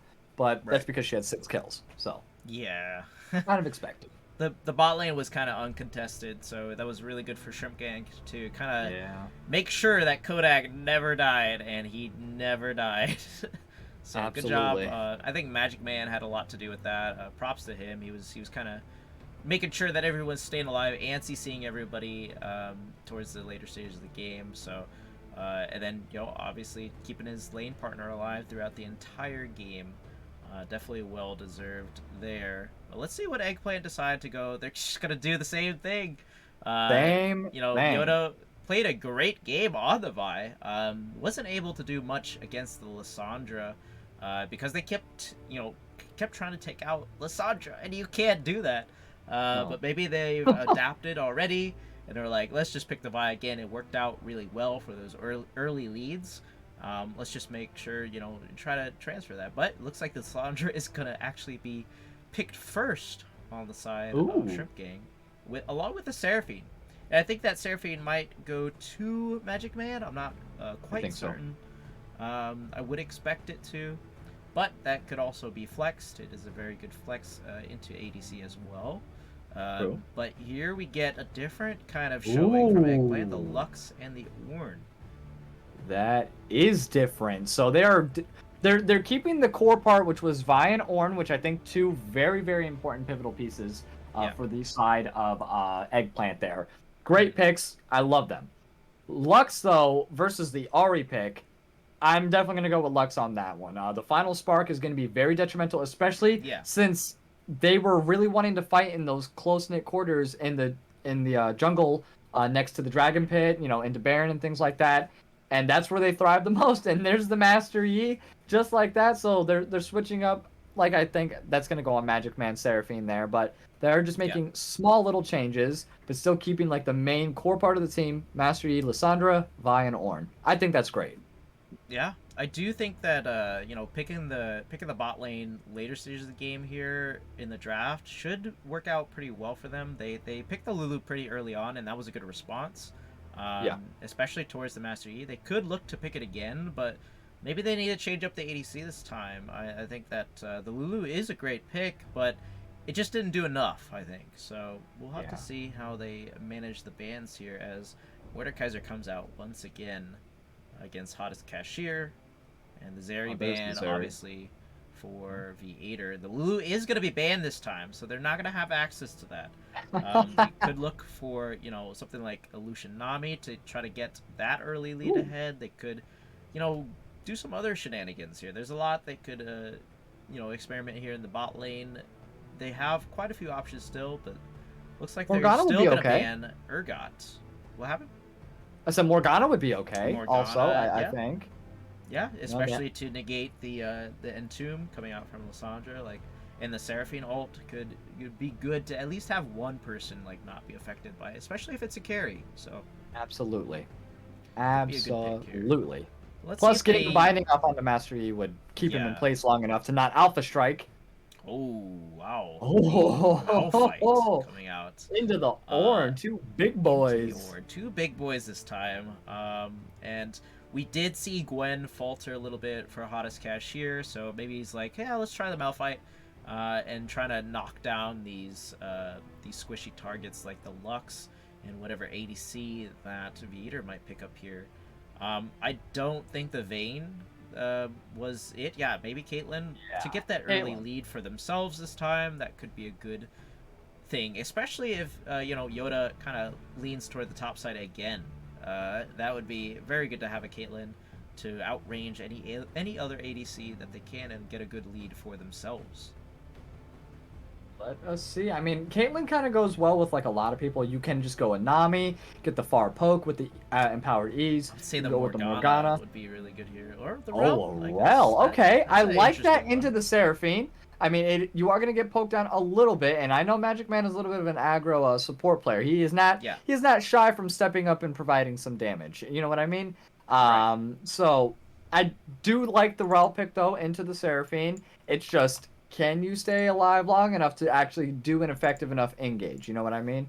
So let's see if they have it. I knew Xayah was going to get picked up again. There's no reason why it shouldn't be. That's the poke comp that they need right there. Just able to throw those Qs through the minions, rake them back when you need, and just like that, This is gonna be good, and we are gonna transition right into predictions here, and Yep. looking at draft again. Whew, Who man. are you going with, man? The draft is I think the draft is kind of similar to last game's. The only real difference is that Shrimp Gang no longer have a split pusher. Now they have a team fight composition that is kind of the same, almost the same picks, rather. Really, you got the Yi again, you got the Lissandra again. Um, on the other side, you have different picks as well that kind of keeps the same core composition. They're looking to team fight once again. But this time they have a different bot lane. So I'm kind of interested to see how the bot lane does. I know the top side is going to do well. I mean, they did well last game. There's no reason they don't do well again. There are a little bit different factors to this. I mean, we're looking at late game Yi again. So it's very hard because you see the draft and you're like, well, one side, like, they just did pretty towards your other expectation, right? Like, Shrimp Gang played a late game comp, a super late game comp, and actually got there. So it's possible that they could get there again. I'm just hoping that Eggplant, does try to, slow down the progression of the game and not make so many mistakes. Right. Because their draft was good last time, I think this draft is a little bit weaker, actually. So I might actually have to give this to Shrimp Gang as far as draft goes. Okay, what's the weak part? I mean, there is a slight difference. They have a different ADC support and mid laner here. But what is the weakest part out of the changes that they made, in your opinion? I think the rel kind of doesn't really fit into what Eggplant want to do. Sure, it fits into the team fight, but it doesn't fit for, like, getting an early game lead, right? Like, you can try to manage a melee user into two ranged people, because you knew Seraphine was already going to the bottom side, and there's only one other ADC that could possibly be played again, and that was Xayah. So I think that was kind of the weak link of the draft itself, but I might be wrong. I'm not sure if Mustard Cat can actually be able to manage the early game as well as she did last game, because last game the early game didn't go horribly for them. It's just later stages of the game they weren't able to do anything. Right. Yeah, that's very true. And I mean, Rel is gonna have a little bit better scaling in late game than Lulu does. She was just pretty much getting one shot immediately. So I do like the Rel pick because that is gonna give her that survivability the later that this game goes. And I think they do think that this game is gonna go a little bit later, at least to the 28 or 35-minute mark. And we already saw by that point Xayah throwing the Q, throwing the E immediately, and pop goes the Lulu. So they wanted maybe a little bit change of pace, a little bit less gray screen. Coming in from Mustard Cat, can't say I blame her for doing that at all. And not only that, that is a good deterrent for Master Yi to engage. Now you also have Lissandra, but Lissandra, when she dashes into the Rel, that's just setting Rel up to go ahead and get an instant stun. You know what I mean? Right. She's just going to go ahead and set that up immediately for herself before the Frozen Tomb or before the Zonias can be popped, unless she does it, like, immediately. And, well, we saw the reaction checks from Tony some of those times. That's true. They were really good reaction checks. And I mean, like, they have a really interesting team on comp on Shrimp Gang this time, and I really like the change with the Malphite. I think that's what is bringing the team together, because at least now they have one member that might lose topside again, but will come out strong in the later stages of the game when it comes to these team fights. And we already know that's what Eggplant wants to do, right? So it's just a skill matchup at this point when it comes to these team fights and positioning, right? We had a lot of failed positioning, I think, from both sides in several of those fights. People were getting picked out. That's why they went so even. Like, both teams were going at it pretty evenly, and we lost a lot of members on both sides. So it's like, maybe this time, with better positioning, that Shrimp Gang can probably close this one out if they do it right with the draft. So they did so last game. I mean, once again, did. it was a little bit of a faulty start or a little bit of a shaky start coming in from the side of Shrimp Gang, but still, at the end of the day, they were patient. They positioned themselves really well. Even though 1-6, Gwen, was Yeah. 1-6, she came back and Came she back. flanked and she did exactly what she needed to by focusing down Viator in the team fights and then allowing Knock Knock Knock to follow up with Yi, get the kills that was needed. So even though Hottest Cashier wasn't getting the kills themselves, still able to set up the rest of the team being that far down. Yep. But Very true. let us know who you all think is going to win this game number 2 here. Shrimp Gang leads the series 1-0 over Eggplant right now. We're going to go to a small intermission while we get set up in game. We do have a little bit of a spectator delay, but do not go anywhere. We'll be right back.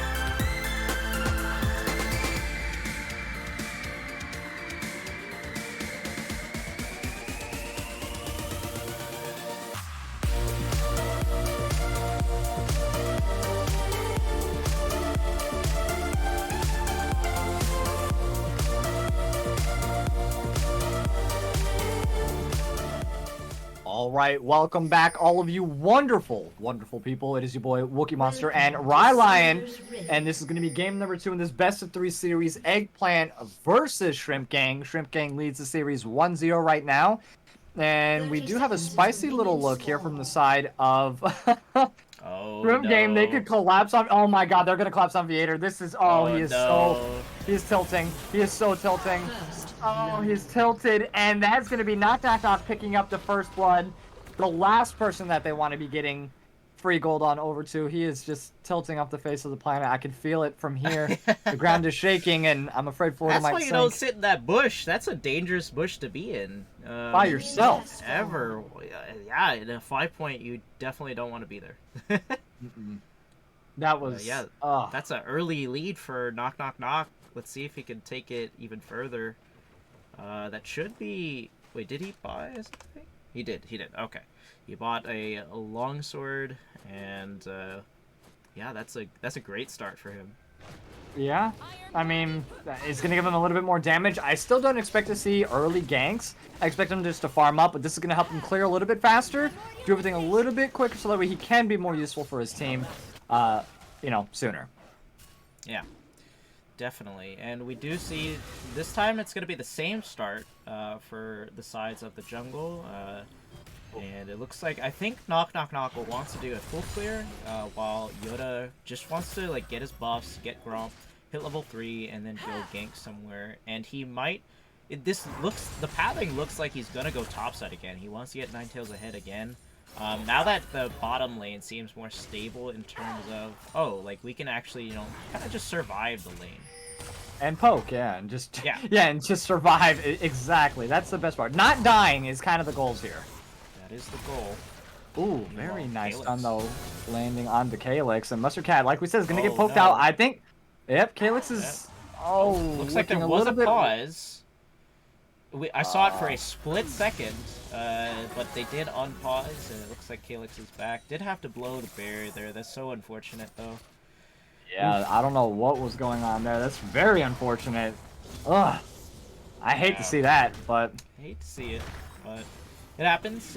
Calyx will use all the potions. Oh, wait, what the? Oh, hold on. Very nice. Knock, knock, knock, and Yoda are both making the way to topside here. Might be a 2v2 this early. Nocturne making his way back in the lane just to go around. He's like, hey.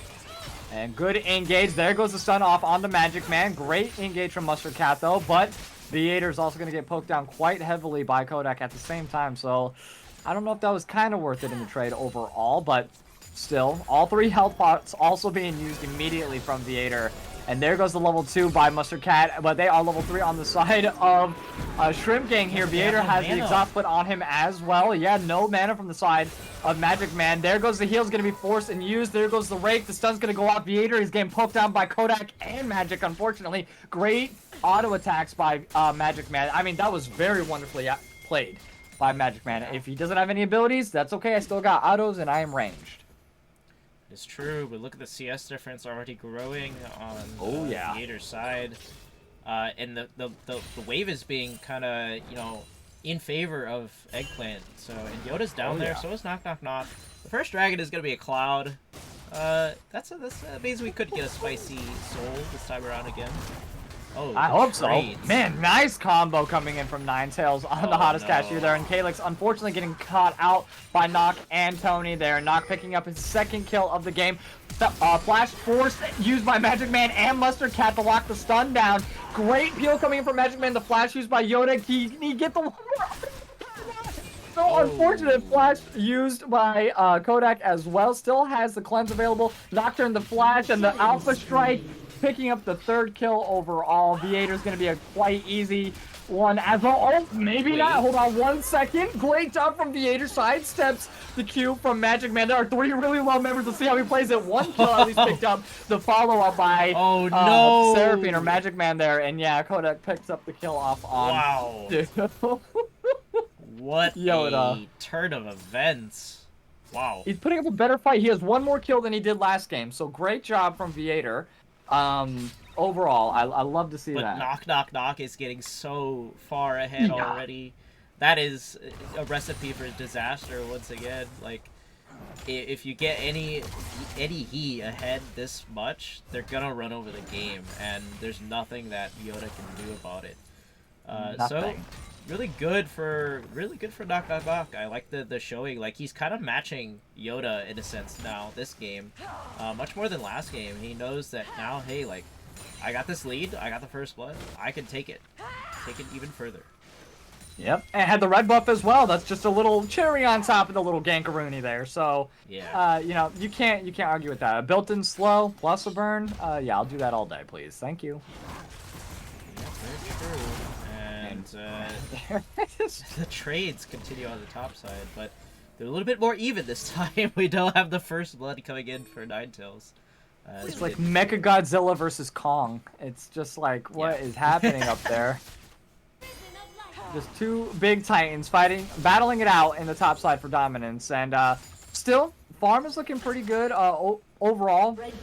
Like you said, Caitlyn though looking very superiorly ahead, technically up by about 20. Was that 20 farm overall? So a kill and gold.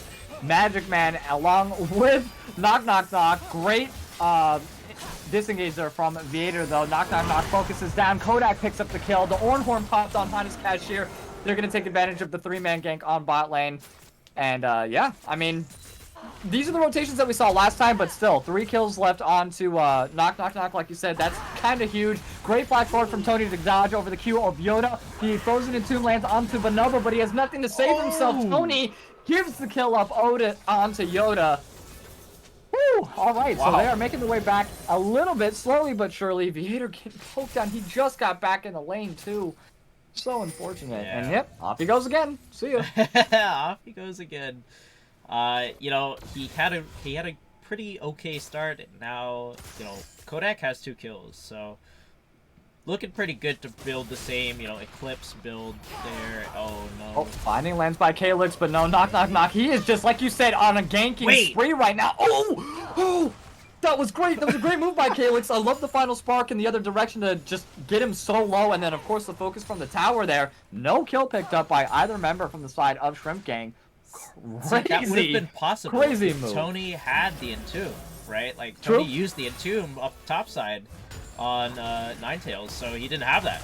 If they had it, yeah, that would have been a good gank, but you know, it's just a trade of resources. You know, Flash was used by Calyx, Barrier was used, Final Spark used, so not the worst gank in the world, but could have been a kill. True. Very true. And he has the lost chapter. Both people in the mid lane have lost chapters, Calyx and Tony. So they do have the sustain. You know, health bars are looking pretty good as well. So they don't have to back just yet. But no, both Clan trying to clear out some vision here. But Hottest Cashier actually looking really good in this trade overall. Has the Bombing Cinder also with the Corruption Potion. So just doing that damage over time there, along with the slows. He is not getting away for the life of him. And yeah, he is going to be forced to back. Already teleported back to lane, so it's going to be a long walk back to top lane here. Yeah, looks like Tony and Knock are looking to invade here, but they're not going to get spotted out, it seems.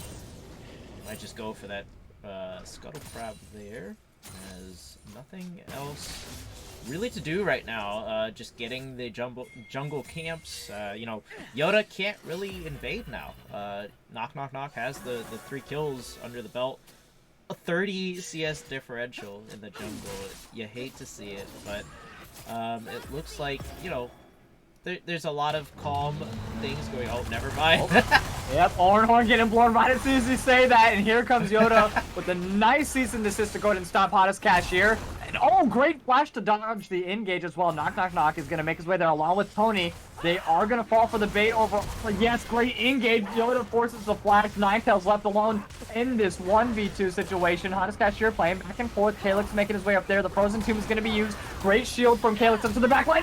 Oh! There's going to be a double kill picked up from Calyx. That was insane. Much needed. Are you that kidding me? Spark. That was great turnaround from Yoda there. And Yoda with the well-deserved pickup of his own. Wow. Wow. What a turnaround from the side of Eggplants. And they have to see what happened themselves, take a breath, and slight little pause there, it seems like. Could have been accidental. There was a small pause. It looks like it was a pause. Oh, there it is. Okay. Yep, and there goes the back into the action on both of them. The Feather Storm combo comes through as well. Great shot from Mustard Cat, though. The Exhaust is going to go ahead and get through. There goes the Ace in the hole just to try to deter them from advancing. And Mustard Cat looking real low. Hops back on that horse, though, and gets to safety. Yeehaw. Wow. Oh, my gosh. And see, Mustard Cat could not do that with Lulu. Could not do that with Lulu. Very true. Wow. Wow. So yeah, this is quite an intense game. I literally cast a curse on myself. I was like, this is a pretty calm game. Nope, never mind, never mind. We just had a final spark double kill. Like, that was insane. And you know, even though that Tony was ahead on the rotation, Calyx, you know, they actually, Ninetales and Yoda actually did their job by staying alive and letting Calyx come up there and be able to get those 2 kills. Because look at Calyx. Calyx now has a Luden's, and that's gonna do a lot of damage going into this mid game here. As looks like no, Calyx a little bit. He's gonna get poked. Oh, and straight up with it. It doesn't matter. Final spark gets him real low. Great Q follow up though from Yoda, and that is gonna be 2 kills picked up. Is the red buff gonna do it? No. Oh, there goes the cease and assist just in case. And yes, the double kill now given on over to Yoda. Calyx played that super well. Great. What is it? Reaction check. From Calyx there. Unfortunately, with the blasting cone getting popped up instead of over the wall itself, but whoo! Wow. Great binding, great final spark. Yeah, that was a good return of damage there, at least for the most part. That Luden's Tempest already putting in work, and you know, it's gonna be like difficult because now Yoda does have kills now, and that means that I think he looks like he's building either Triforce or Divine Sunder, and now that he's got those kills under his belt, he can start to look to punish the Yi at least, or at least try to. And this Hextech Dragon is the next one up on the docket. Hopefully it's an Infernal Soul. I would love to. Please, hope. please, please. We'd love to see that. But that was an interesting. I want to also say, like, Calyx had the blast code, but didn't actually pop it to go over the wall. He popped it and he just went straight up and down. So that was kind of funny interaction to see. Have you ever seen Attack on Titan? Have you seen that? Yes, I have. Are you caught up completely? Aaron Yeager was talking to Yoda right there. You're gonna turn around and you're gonna go back in. But very nice. Shrimp Game's gonna take down the second Hextech Dragon. Or I can just hear Mustard Cat as well. You know, Yoda's like, I gotta go, I'm so low. And Mustard Cat's like, no balls. And he's like, you know what? Going in. Oh, great binding and Final Spark again, but the Frozen Tomb's gonna make Tony survive that one, so it's not going to be up for a little bit longer. Let's see how long that cooldown is, though. 84 seconds at the moment versus 39 seconds on the final spark, so a little bit rough. Great engage, though, from Bonobo. Hottest Cashier returning a lot of the damage, though. He's looking a little bit tankier than Ornn at the moment. Has the Bomby Cinder and the Merc Treads. Meanwhile, you have the Tear and the Mantle, along with the Merc Treads as well, coming in from Bonobo. Yeah, I mean, and Hottest Cashier is actually going to be able to, like I said, do stuff during these team fights once he gets to roaming, which it looks like they're going for the Scuttle now. Calyx, a little bit far forward, probably doesn't even know that Knock Knock Knock is on that side of the jungle, but at the same time, I don't think Shrimp Gang knows that Yoda is down here, so if they push up a little bit more, he will now. There he goes. Yep. He's going to go ahead and go in. They does get caught out, though, on that Vision Ward. Yeah, would have been good. Didn't even check for it. Yeah, didn't even check for the pink ward there. Would have been good to do so, knowing that there's a possibility of a pink ward being there. They can take a fight at this point, but they opted not to. I guess they're playing it safe. They don't know where Knock Knock Knock is, and he's actually taking Yoda's jungle. So yeah, I like that from him. He knows, like, hey, like, I'm pretty strong with this Kraken Slayer right now. So I expect that Yoda goes back here just to get that pickup of the Mythic. But he's let's force the flash as well. The Alpha Strike still available, holding onto it just in case.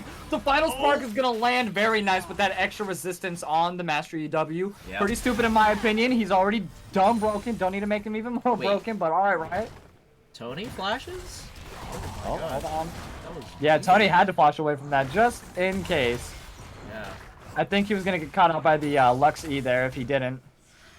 Yeah, but no final spark means you don't really need to flash out of that one, but... he is strong though, has the Luden's Tempest. I mean, lots of damage coming in from the side.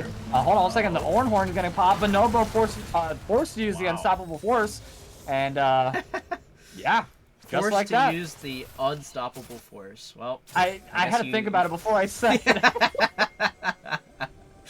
He was forced to use it, and Yoda is on that side of the map now. Oh so no, knock, why knock, didn't he knock. back? Oh, He was in no. the process of backing. Oh, flashes, even though he sidestepped the Q anyways. Bonobo's going to go ahead and pick up that kill. Yoda's going to take a little bit of the tower aggro, but makes it out perfectly fine.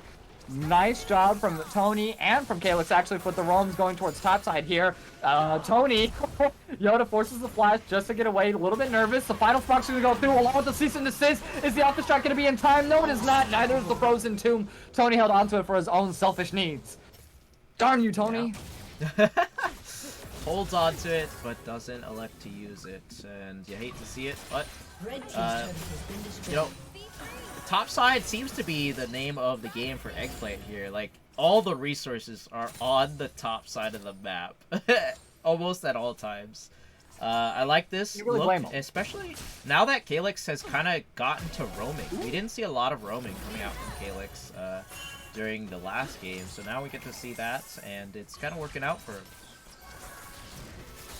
Oh, hold on 1 second. I mean, there's so much poking underneath tower. Like, Magic Man is playing between the line of tower range and, like, just being outside of it, like, very well.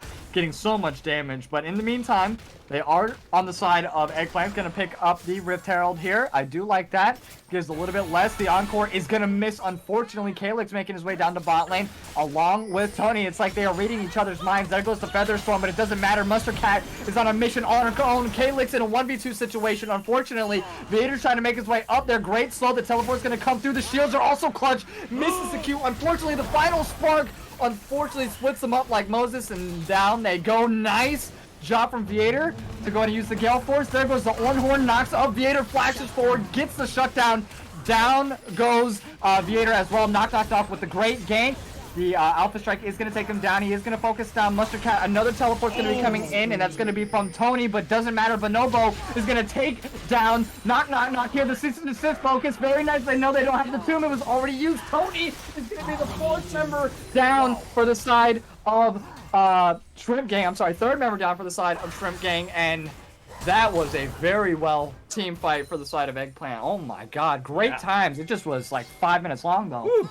Yeah, that was a long team fight, but I think their consolation prize is going to be this bottom tower and the dragon. So, good job on them for taking it. A mountain soul. Oh man, mountain soul.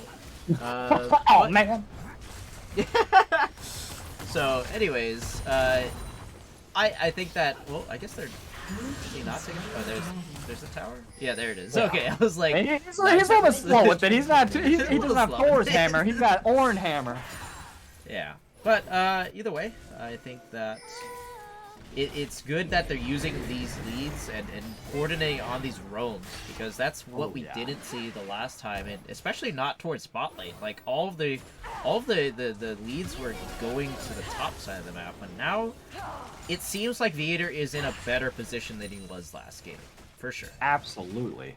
And Calyx making his way down to bot lane as well, showing a little bit of love. To top and bot. We see a lot more roams coming in.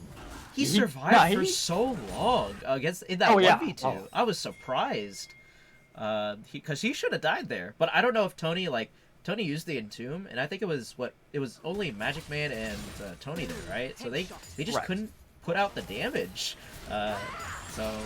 And that is the Moonstone being built on Magic Man, so that might be why. Not enough damage, especially with the the kind of playstyle that Seraphine wants to play. Leandries is a really good pickup for damage, but looks like that was I guess they underestimated that damage, because Tony has not been doing well this game. 0-4-3, hasn't really gotten a lot of good roams off like the last game. So maybe not as much as he expected. And hold on 1 second. I mean, there is a slight difference. I mean, I like the vision. It's not as high as Magic Man, though, but I like the vision aspect coming in from Mustard this time. And I also just like the roams, once again, coming in from Calyx. The top side and the bot side there. The final spark and just the ability to hit people from so far is such a good thing. It's like the unstoppable force that we see right now from Hottest Catcher. The Encore is going to land on the Calyx. The Ornhorn's going to get popped as well. Hits two members into the backside. Frozen Tomb used on Mustard Cat as well. I think that's pretty useless, but it doesn't matter. Calyx gets the first kill off on the Magic Man. They are running now. Cease and desist used. They know that Tony doesn't have the Frozen Tomb. Tries to flash over wall. Mustard Cat picks it up, though, with I guess an auto attack. I don't know how the hell she got that, but Either that's the- okay. Yeah, either the auto attack, probably, or the Yeah, Q. One of the two. I but- don't know how she did it. Either way, that was a really good team fight for them. Oh, you know, yeah. And now they're kind of pushing their leads. There was a little bit of misplay, especially from Tony. Tony, you're no longer frontlining, buddy.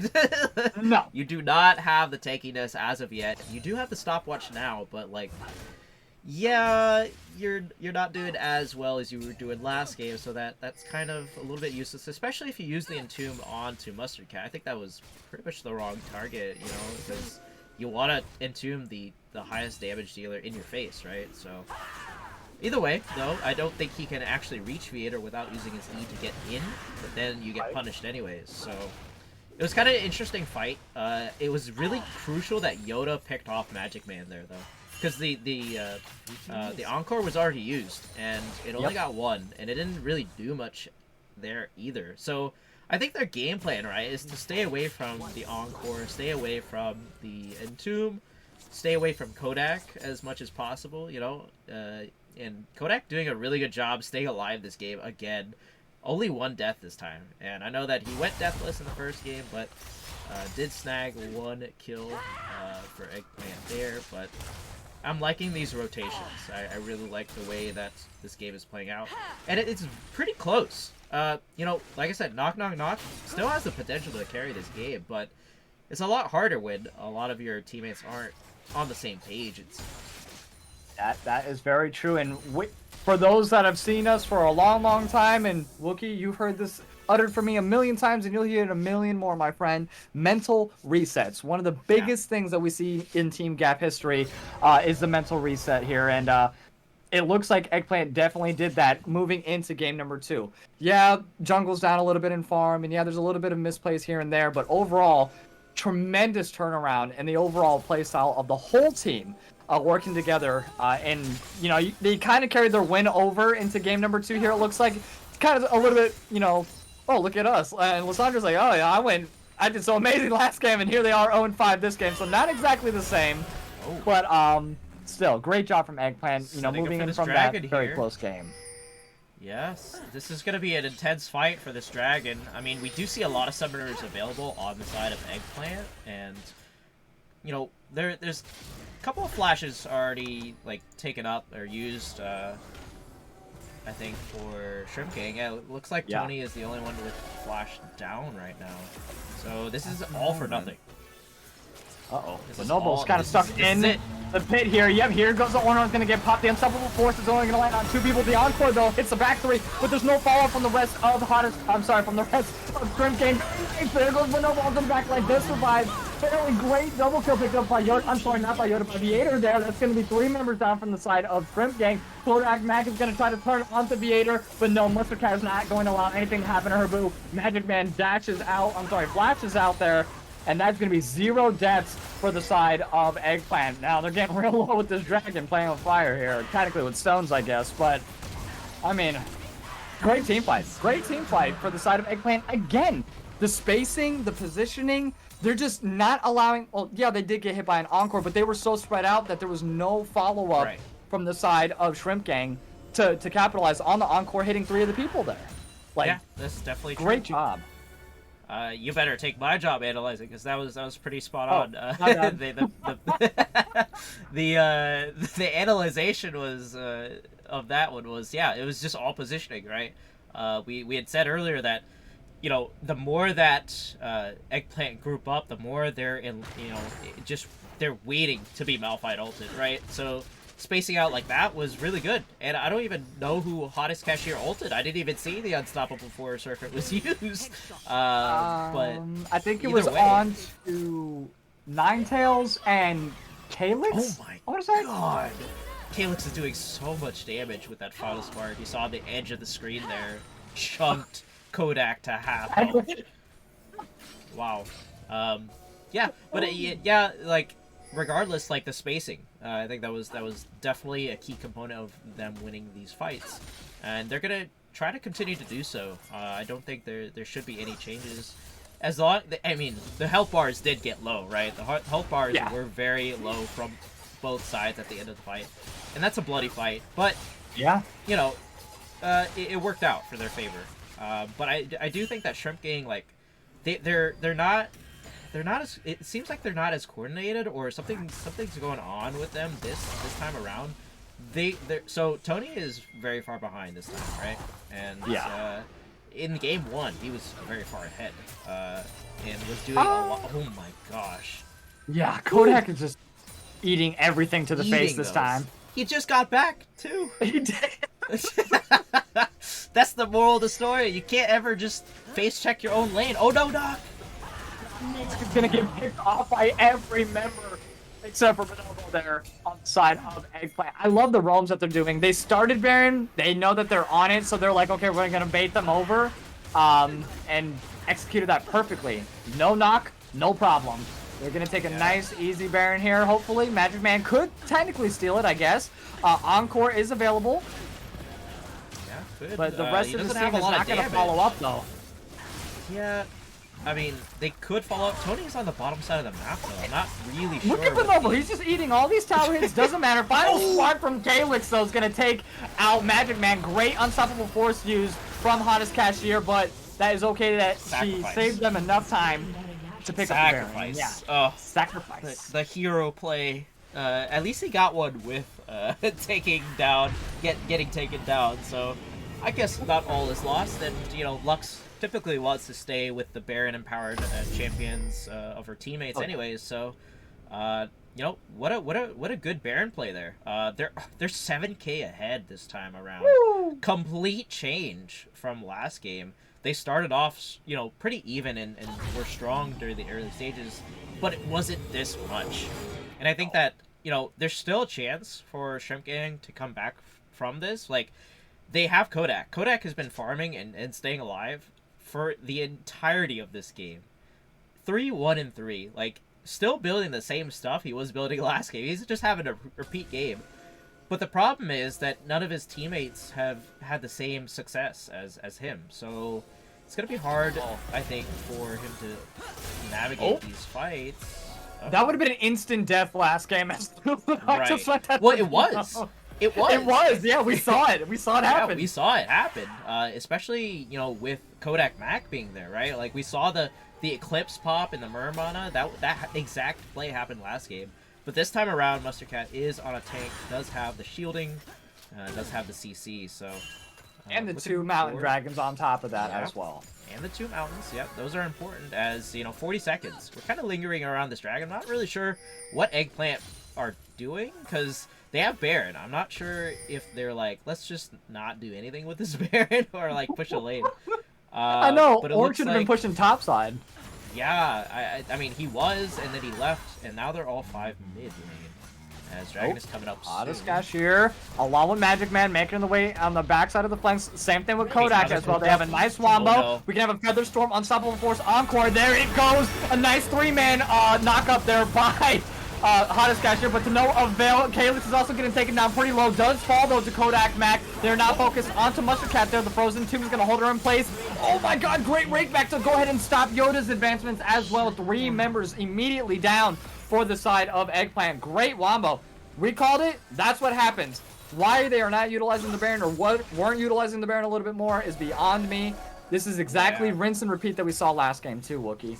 And I mean, I think the Vision had a lot to do with that fight, because they had no idea where Hottest Cashier and and you have to know where the Malphite is. The only reason they couldn't navigate that fight was because 3 of them got knocked out by that Malphite ult, and then knock just comes in and kind of sweeps up. The damage has been dealt, and unfortunately Ninetales died. I don't know. He's Magic tanky. Man's He's looking too really tanky. low, but yeah, no, Ninetales is way too tanky. Even with all 3 of those members on top of them, literally using everything that they can. Nothing. Yeah. And as I was saying, though, like, they should have been able to try to ward out and figure out where Hottest Cashier is before it happens, right?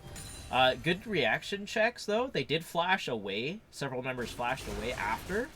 But the flashes didn't mean anything at that point. Like, the fight was already over. If 3 people are getting knocked up, and then we focus, they focus Hottest Cashier, they do drop him low. They don't even, I don't even think they killed him, or they killed him very late into that fight. So that just allowed Kodak and Knock Knock Knock to come in and sweep up the rest of the kills.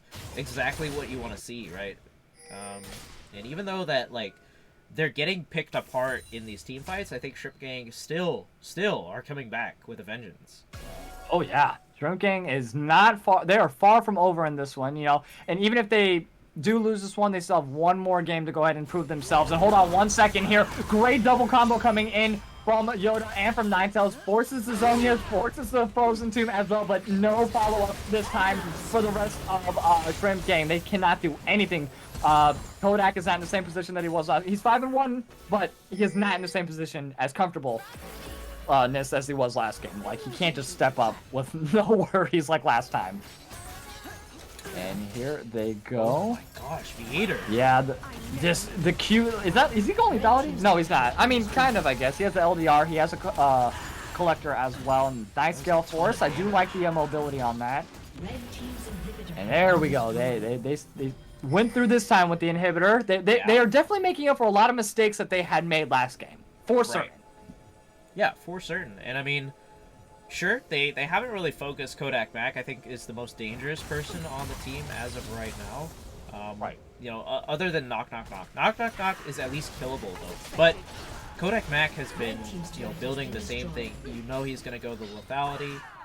He has the escape tool with the Featherstorm, so it's really hard to get onto him. And I think that this is where Calyx comes in, right? Like, look at that! That's where Calyx comes in! You don't even have... You just have to... Calyx just has to know where Kodak back is, just ult, and, then you have to go back. Like, that's it. Non-negotiable. So if he can keep doing that, I think they have, like, a good chance of just, securing every fight cleanly at this point.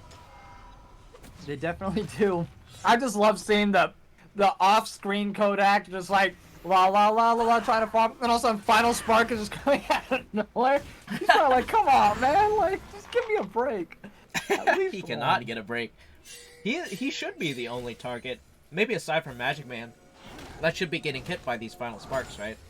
Yeah. Unless it's Knock Knock Knock, who is also on par with the amount of damage that Kodak is outputting. So I respect it. And there's the pop up again. Yeah, the famous Calyx pop up. That's what we're gonna call Calyx that. pop up. You'll love to see him. Ninetales just doing what Ninetales has been doing the whole game, split pushing. Has the Thornmail, has the Randuin's Omen, and then also with the Forge Fire Crest is the upgraded version. He does not care about Tony. And the AP damage isn't even there. Like, I don't even think that Ninetales needs any magic resist at this point. Like, his only threats are AD, and they are every collapsing. member Oh no! On the side of Shrimp Gang, they are tired of seeing Orin's face. There goes the Unstoppable Force to knock him up. The Frozen Tomb to hold him in place, and a huge shutdown, but picked up by Hottest Cashier. All the rest of Team Eggplant is on the Baron right now. Knock, knock, knock, and the rest of Shrimp Gang making the way up there. They do have the super minions in the mid lane here, but I don't know if they have the capabilities of doing a 5v4. Oh, no. Here comes Hottest Cashier from the top side. Already used the teleport, but doesn't have the Unstoppable Force, so he is going to get picked off here. No, they're not going to focus him. Only Yoda is. There's the rest of them. The Gale Force forward that's going to hold him down. There goes the dash. The Encore misses, unfortunately. And Dragon's also up on the other side of the map right now. A lot of resources used and nothing getting picked up. There goes the ace in the hole. Half of Kodak's help gone instantly. Saves Magic Man, though, so that's good. That is good, but, you know, that was 1-for-1 top laners. Ooh. But, wait. No, they can't They're going to just give up. Nah, they go for the end? They're actually going to try to go for the end here.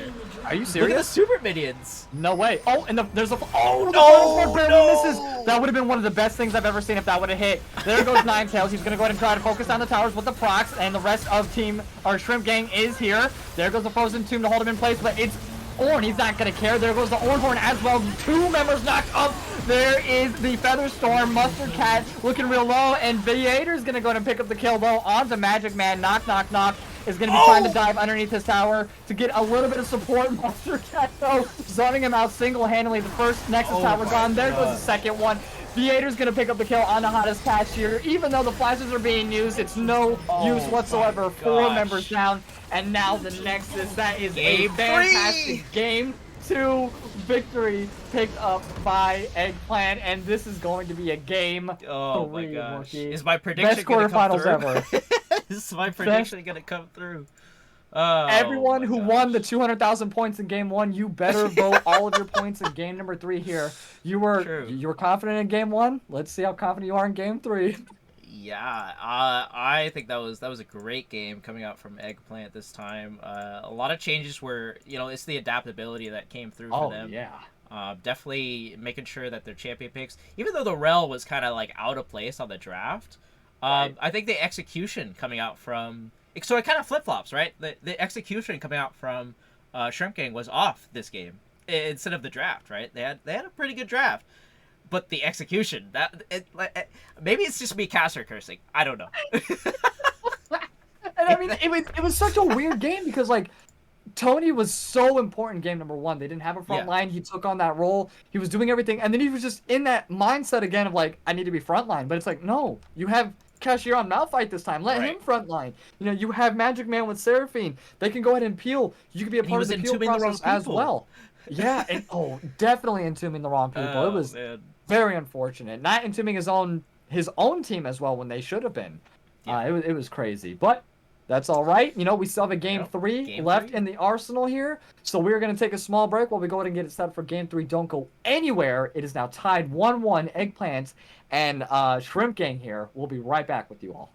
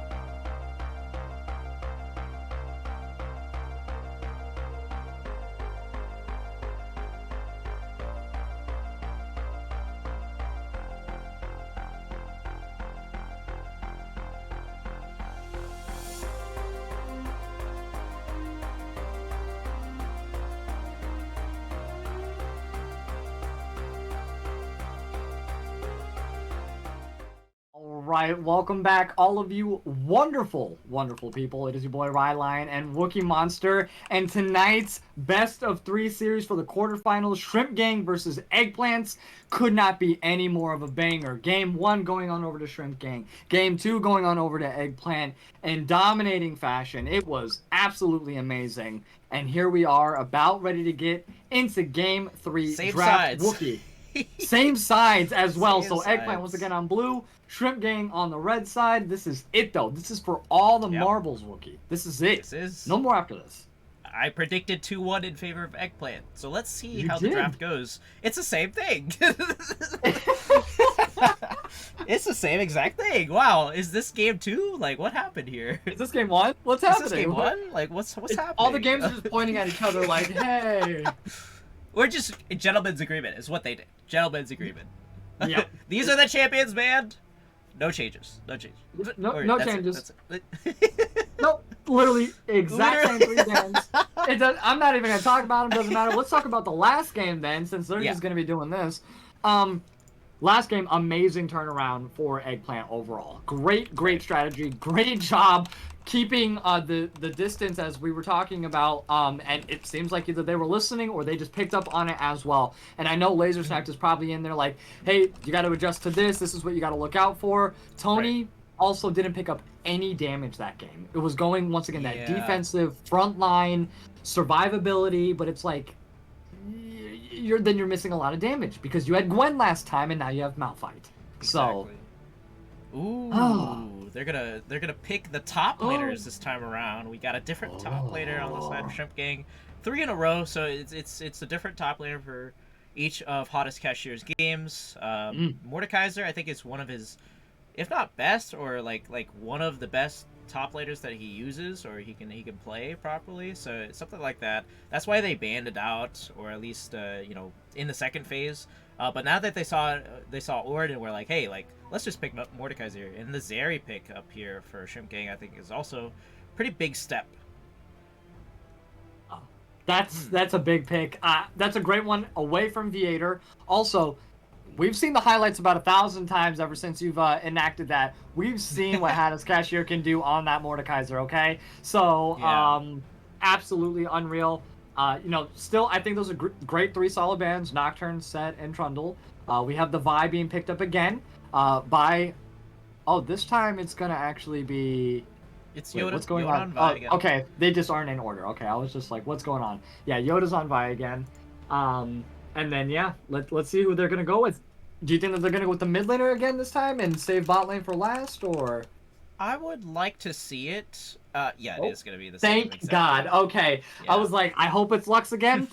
If not, then they're either going to take it or ban it in this second phase. Now, Kodak, instead of being half health on Zaya, now is going to be half health on Zeri. That...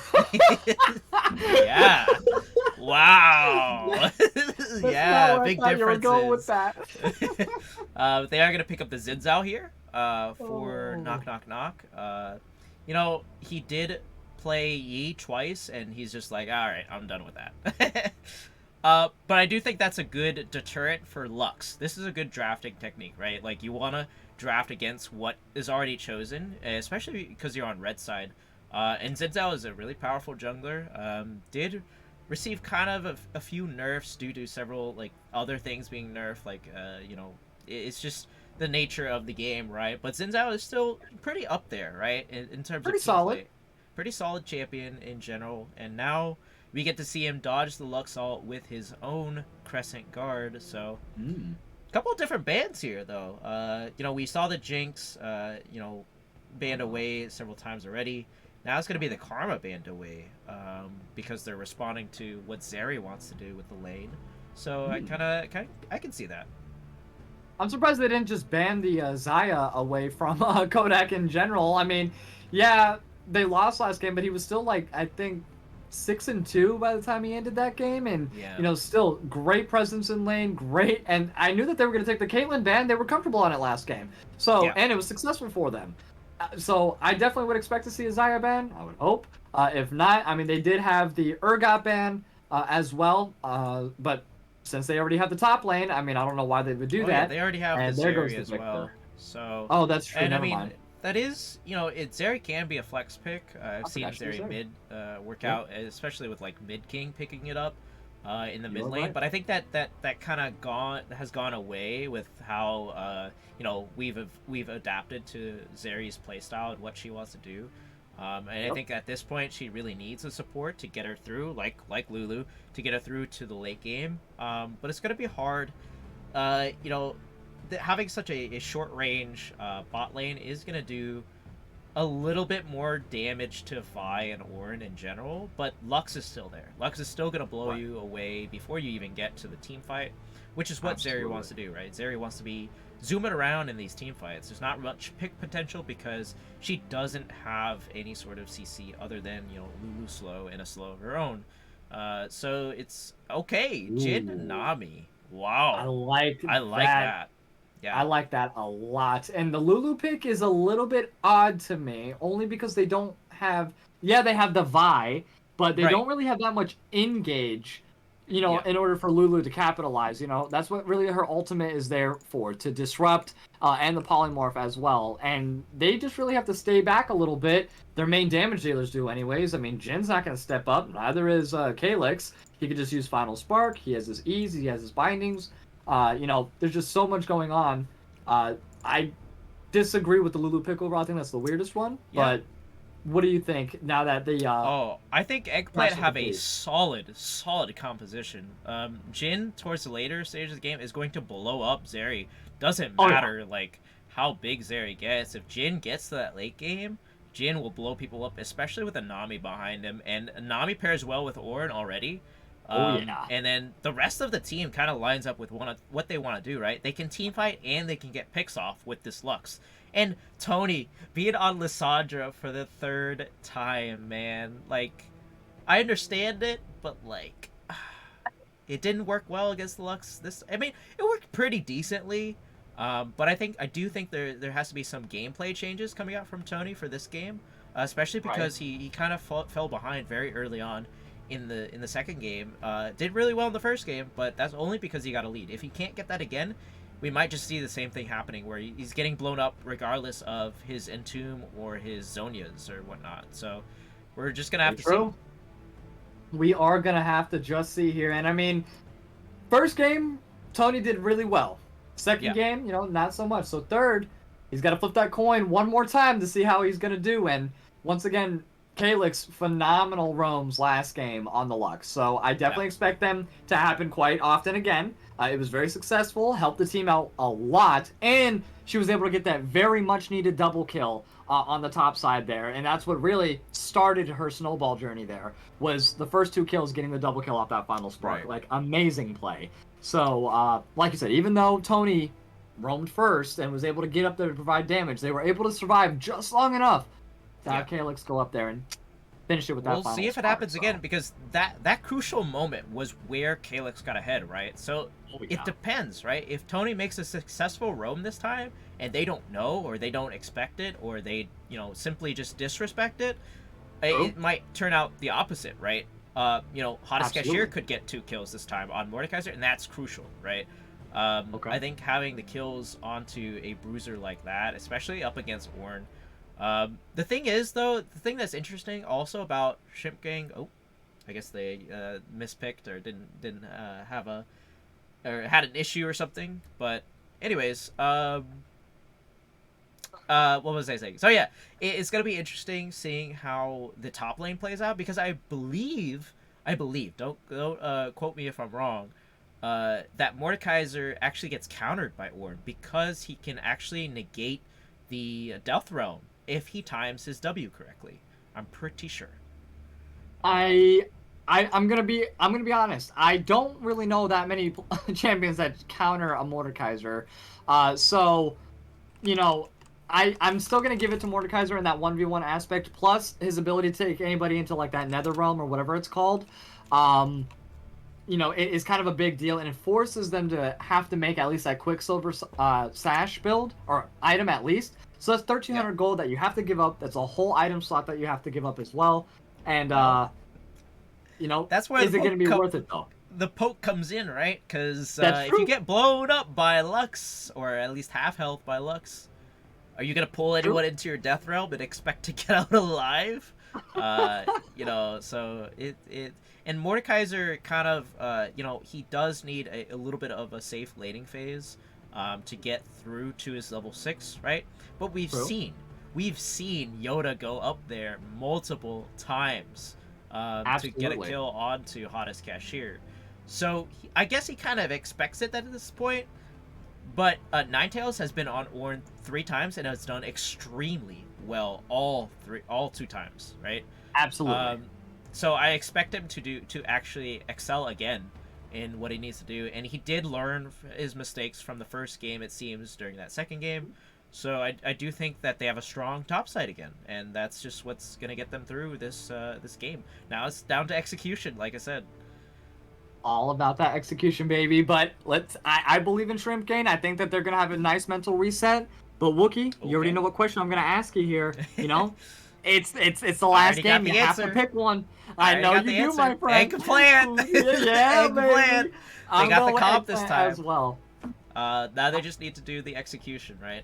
I know I was wrong in the first game, but you know, this is third game. This is for all the marbles. This is to see which of our, you know, quote-unquote veteran-ish teams will make it to the semifinals. So I'm going to put my points. I'm not going to put a lot of points into Eggplant, but I'll put some points into Eggplant for sure.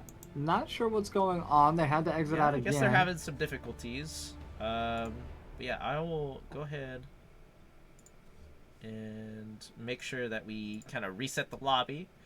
Yeah, we are going to do that real quick.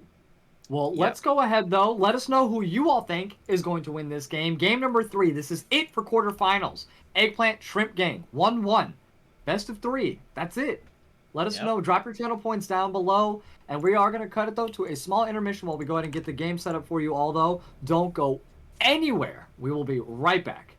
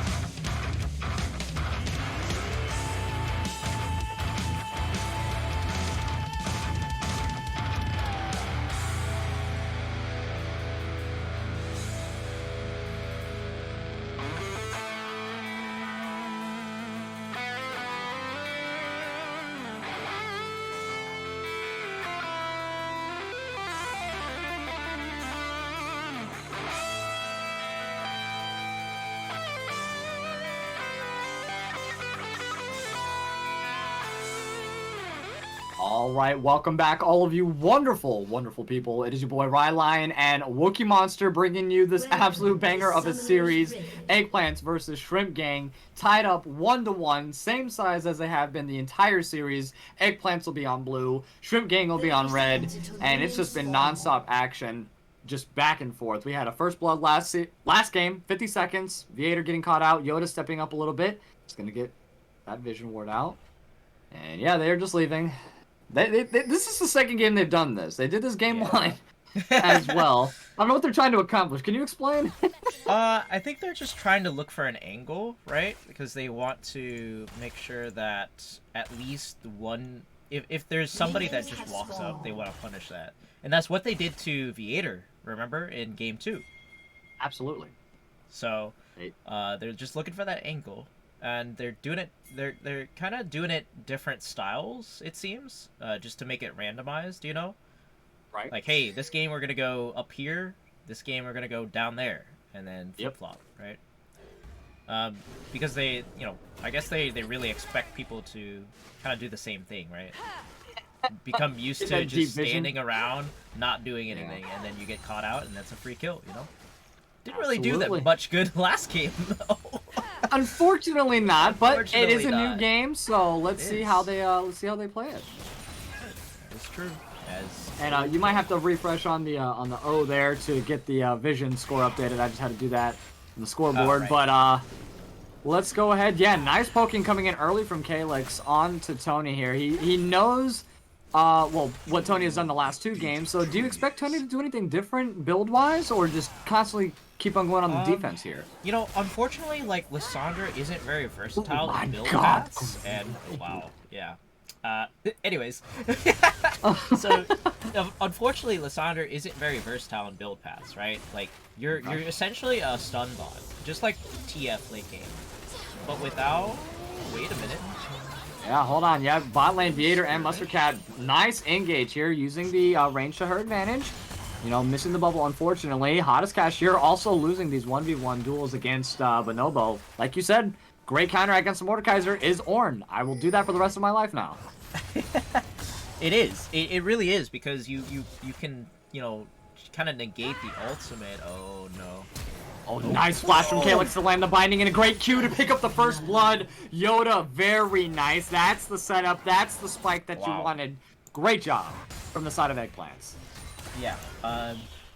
But anyways, back to your question, because that was a good gang setup. But yeah, I mean, Ornn is a classic counter to Mordekaiser, just for the simple fact of he can avoid. Yoda would get out. He can avoid the death realm with that ability, and he does a lot of melee. Like, Ornn just punishes melees, right? You don't expect it because he is a scaling champion, but he does. Very true. And look Very at this. true. And I mean, Mordekaiser's gonna want to try to do that straight up, you know, face-to-face fighting, because his passive is gonna be procced longer. And luckily, that damage over time did help him this time, and Bonobo had to flash out of it just to live barely. But let's see how he's going to adapt to that. That is a little bit different. That's something that Ornn hasn't faced thus far in the top side, so he isn't going to be able to stay much, like, overstay inside these team fight, or in this 1v1, I'm sorry. Right. I mean, he is going to have to adapt to, like, you know, because it's Mordekaiser, you do have to respect the early game damage coming through. Right. So it's kind of like you have to... Ooh. Yoda flash is very nice to go ahead and get the Q off on the Kodak there, but Kodak, nice side steps over the bubble. Great gank, though. Great gank. Yeah. You know, tried it. Didn't really work out. I mean, Viator did take boots this time around. He's going to be a speedy boy. And Yoda might just come back. Oh, he's going to take out the ward, man? Yeah. He knew this time to check the bush. He's like, I didn't do that last game, but I'm not going to make the same mistakes again. Right. But yeah, going back to this Ornn and Mordekaiser matchup, he is going to have to respect the early game damage that comes out from that passive of his, and then respect the shield there too, right? Like, he is going to have it up, and especially if it's fully stacked, it'll be like a deterrent for any engages. So he's to kind of really like poke him out. Absolutely, and I mean, Calyx has also been doing a phenomenal job poking out Tony here into the mid lane. I mean, health-wise, you know, they're pretty good.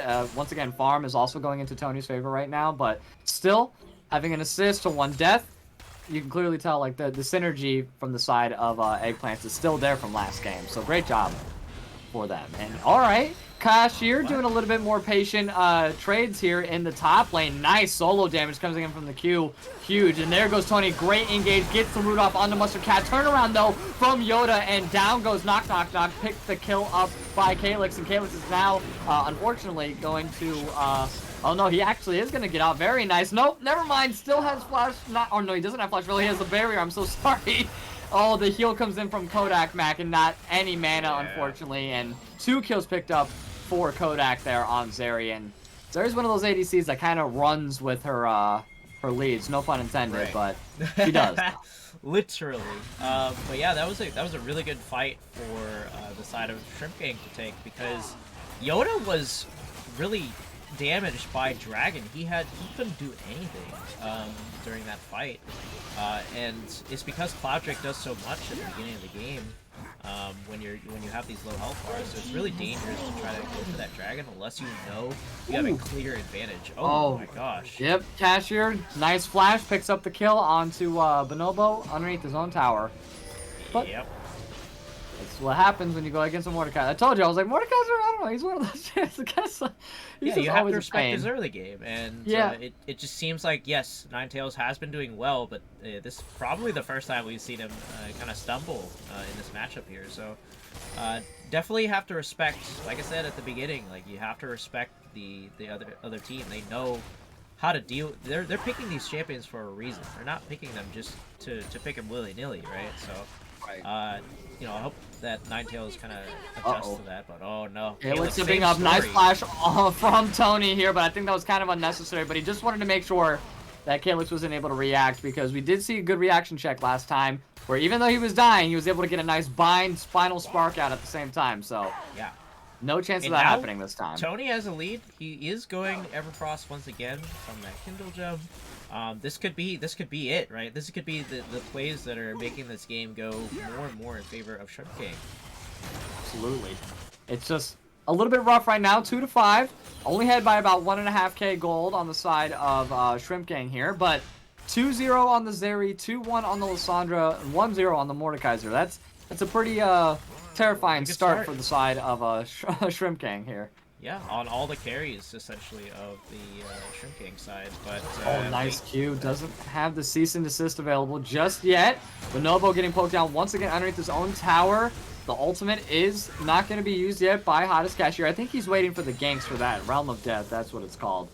Yeah, it's really good to pair Mordekaiser with somebody who can actually, you know, kind of punish, you know, being outside of tower range, right?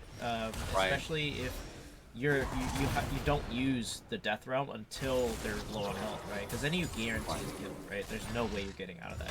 But Ninetales is just, he's chilling being pushed up under tower. Like, sure, he died once, but he has to hold up his end of the bargain. He has to get to that late game, and that's where Ord shines the most. Because he stumbled early on, he is going to take punishment for that and be stuck under tower. Might miss a bunch of CS here, so good response from Hottest Cashier. He knows how to punish the Ornn early, and that is exactly what he needed. It technically is still in you know, Ornn's favor for a counter matchup, but unfortunately it looks like Ninetales got the short end of the stick when he had to flash away from that. And they do take the Rift Herald as well. Nice gank from Yoda here onto the bot lane. Great bubble and a Q. The cease and desist is available. Already utilized. I'm sorry. Shut down. Given on over to Yoda, though. Very good. And they do secure the Rift Herald for the side of Shrimp Gang. Oh. There goes the Death Realm. There's the reaction check. A Realm of Death, I'm sorry. Yeah, from Hottest Cashier. Oh, great job, Bonobo! Survives it, flashes, and dashes out of there to safety. Wow. Unreal. And Teleport's going to be up in the next few moments, so he can come right back in the lane while the wave crashes right into him. Great job. Great job from Bonobo. That was extremely good. Wow. All right. Well, I guess I'm, you know, kind of caster cursing in the right way? Wrong way? I don't know. Either way, he gets away from that, and that's a good thing. But unfortunately, it looks like, yep, the Rift Herald is going to be popped up in top side. I like this look. We haven't seen a lot of plays being made in top side of the map, but now that Hottest Cashier has Prio and everything, they can go ahead and just get this going. Okay, the Ornn Horn being blown here. Shelly being taken down before that final plate can be picked up, but still has about 4 minutes left to go ahead and capitalize on that. And with that being said, he's just going to go ahead and make his way back with that fat stack of money that he has sitting in his wallet right now. And yeah, let's see. I think he's going to obviously go Rift Maker this game. I believe, right? That's what Mordekaiser would go? Yeah, all right. That is what Mordekaiser I just wanted to confirm. He is going to be able to kind of, you know, do as much damage and take them as much damage and heal as much damage in the Death Realm as possible. So that is what he wants to go. It is going to be an Ocean Dragon for the second dragon. Maybe we get the Infernal this time. Oh, please, for the love of God, please. It's been what, a mountain and a what, ocean? Yeah, mountain, ocean, soul. Okay, Bonobo. Ninetales. Gonna dash out of there, but he does have his pull still. The Realm of Death is going to be up in just probably about like another 40 seconds here. The Ornn Horn is going to be down for at least another like 60 seconds. So it is going to be in Mordekaiser's favor. Plus, he is ahead by about 20 farm, and a kill. Yeah, 20 kills at 11 minutes, I wish. They're posturing for this dragon once again on the side of Shrimp King. I like this. They do have red side for a reason. It is kind of a good side to have. Oh my, that damage! Already, but unfortunately whiffs the final spark. It's only going to be down for about 13 seconds. I'm just kidding, 44. So true. You know, it's already a quarter of the way done. Yeah, it's insane. Come on. Crazy. But both sides have it paid. Curtain call. Also being popped by the Jin, just going to get them off the Dragon at least. Don't want to give up that second one, but... So it looks like, you know, they are going to lose a little bit of farm down on the bot side. It looks like it was shoved into tower at the cost of this Drake, possibly. That is true. Final Spark still down. Lester Cat has the tidal wave available. Same thing with Yoda waiting on the flanks. There goes the tidal wave. They do hit knock, knock, knock. He is going to get kind of low. Doesn't matter. The W is going to be popped along with the Final Spark, but he dashes out of it just in time to secure the Dragon as well. Now focus down to the bot lane. 4v2 chasing downward. They could collapse, but no, they are going to disperse from there. All right, very nice. I like that move. Good job from the side of Shrimp Gang. They are still slightly ahead by about 2 or 1.7k gold.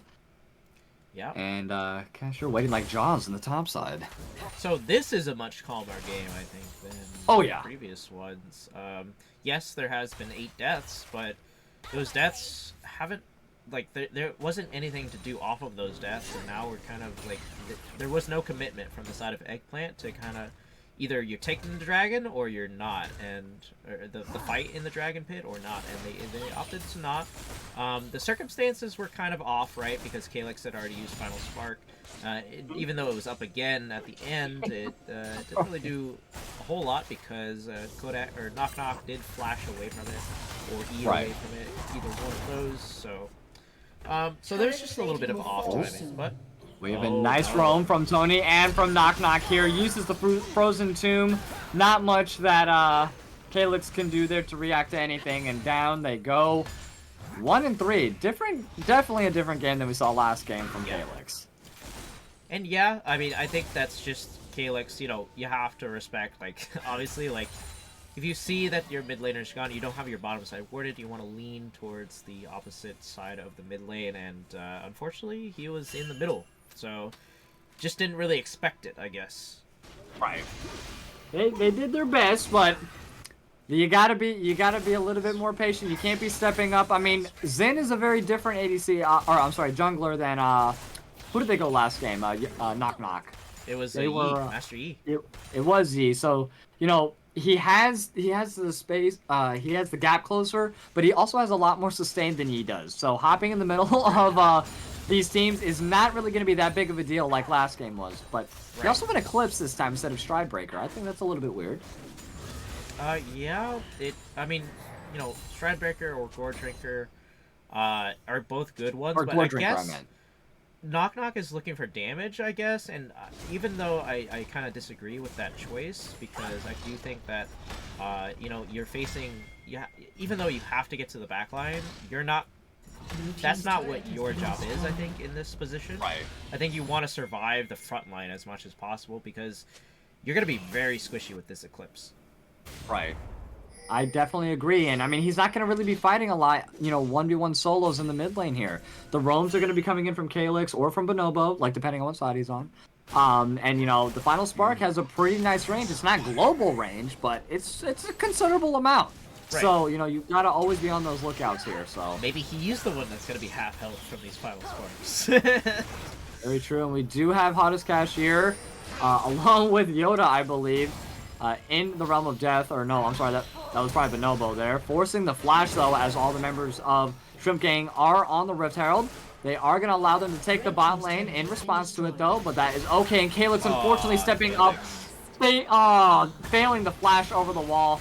Just, I guess, using it, just hoping to get away. Yeah. No ward available, I don't think, disrespecting, once again, they just took Herald. You should have known that they were on that side of the map, and I don't think Yoda can do anything here. I don't think he needs to even be stepping up there. Like, yes, Beater and Mustard Cat are here, but it's 4v3, and I don't think you win those right now. Oh, no, you do not. And Shelly doing some serious damage on that tier 2 mid tower. I love to see it. Great use, and that will be it from her, though. Baron's going to be up in about 3.5 minutes, and then we have the Mountain Dragon. It's going to be soul. The soul again. No spicy souls. Come on. Not this time. We got what, a Cloud Soul and 2 mountains? It was a Mountain Soul, and then an Ocean Soul, and then an Ocean Soul. Gotcha. Okay, so no clouds. Thank God, at least, right? Yeah. Like, cause we had a lot of clouds. We had a lot of clouds in the last quarterfinals. Very true. Very true. But yeah, this is a lot of, look at I love the vision from Shrimp Gang right now. Look at how much vision is on that Rift Herald just to make that play happen. And it's kind of unfortunate that Mustard Cat is a little bit too squishy to kind of approach without the Ornn being in front, right? The Ornn is behind this game, so it's even worse. Because then that leaves Yoda. 1 second, the hottest cashier though might get caught out. He does use the Realm of Death against Yoda. Yoda's gonna turn right around now. He knows he's strong. He has the Sunderer. He can 1v1. He has enough sustain. Down he goes. Yoda picks it up.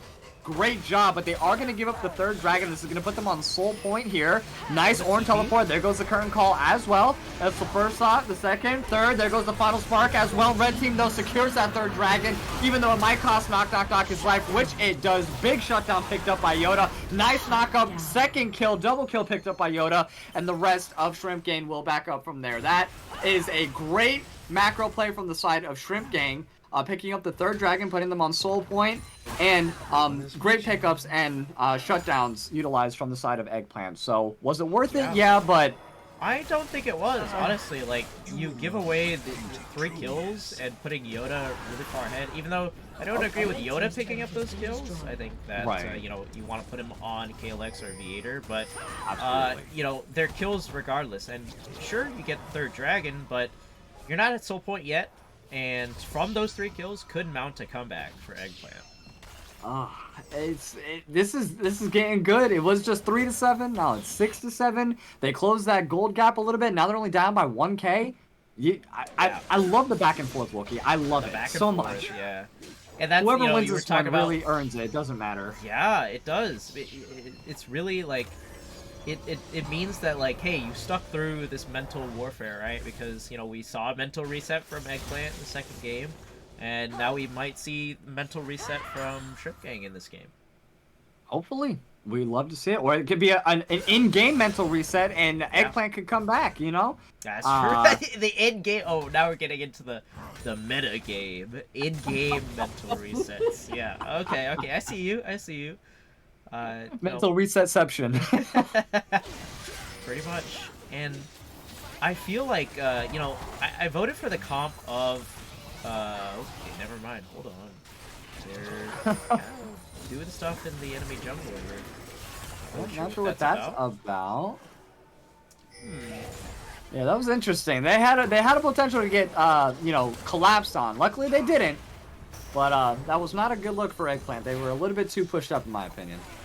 Yeah, Ornn still doesn't have his mythic, so I'm kind of wondering, like, he has to go somewhere to get that, and there's a lot of jungle resources available, so I feel like, yes, they're in mid lane, they're playing the Nayran, but that's not the idea. Along with the Frozen Tomb on to Viator there, but he does get away barely. Is it going to be enough? Yes, it is! Tony, oh no, I'm sorry, that was not Viator. Yeah, no, that was, I'm sorry. Mustard Cat, though, getting real low, and there goes the current call from the back line. Knock is going to kill Mustard Cat. Unfortunately, it's going to be 1 for 2 right now. Kalis gets pulled forward. The shields are going to be big, but are they going to be enough? There goes a nice root and a turnaround from Yoda, but no, they do take down Hottest Cashier. Flashes over the wall. Nice cease and desist to stop him in his tracks.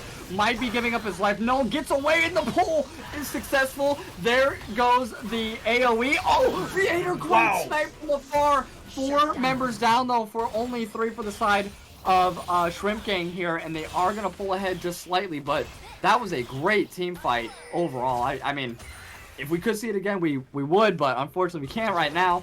And a nice teleport also going to be utilized from Tony. They are going to take the tier 2 mid lane tower and then just back off from there. Yeah, wow, what a fight. And it really relied on, you know, the person... So, the person who was Death Realm was Nami. And, yes, that is a good target, but the rest of your team just got caught in the Ornn trap, or in the Ornn horn. So that allowed Eggplant to kind of come back in that fight, even though it started off really bad for them. Absolutely. I mean, still though, they ended up coming out on top, getting 4 members down from the side of Eggplants. You know, Dragon's going to be up in here in the next minute. You know, they are going to pull ahead a little bit more in terms of kills. It's much more even on the side of these 11 kills for the side of Shrimp Gang, while 5 out of the 9 are going to be given on over to, wow, just Yoda, Kodak. man. That was a nice final spark. Yeah. Yeah, Up on the ground. He's going to it's get coming through. hit again. Ludens is there. The damage is there. And there we go. See? Kodak still has the back. Kodak has the back again. They're not going to be able some to... kind of magnet on his face for that Oh. Lux ultimate. I love it. Oh, man. Even though, like, I'm pretty sure if he was Xayah right there, he would have died. Oh, yeah. Because he's got a Titanic on Zeri, it makes his survivability a little bit more thorough, but wow, the damage coming out. And while waiting for the dragon to come out, the teleport's going to come in from Hottest Cashier. They're going to be put in a 4v5 situation. No oh, actually, yeah, Bonobo does have teleport as well. Great bubble. Going to stop Hottest Cashier. The Mountain Drag is up. Here is now the teleport coming in from Bonobo. They are going to set up. The Ornhorn is available along with the Final Spark and the Curtain Call. No vision. There goes the Curtain Call. It's going to try to just zone them out. They are going to get off the Dragon 4 right now. Hottest Cashier going to take the brunt force of most of that, but he's a big boy. He could take it all. There goes the Realm of Death. It is going to be used on Bonobo. It is going to hit... Oh, no, I'm sorry. Not going to be used on Bonobo. Bonobo does get out of it. There goes a nice knockup, though. Yoda's going to get taken down. Immediately, the Frozen Tomb gets a double kill off onto Knock Knock. Great job to hold him in place from Tony. Viator, though, stepping up a little bit too far. Don't want to be caught in a 4v1 situation here. Kodak has to play... I'm sorry, Calyx has to play really far back at the moment. Doesn't have the Final Spark just yet. The Dragon's down to about half health now. It's stuck inside the Dragon Pit, unfortunately. Great pull from Hottest Cashier to get the shutdown off onto Viator, and that is a soul picked up.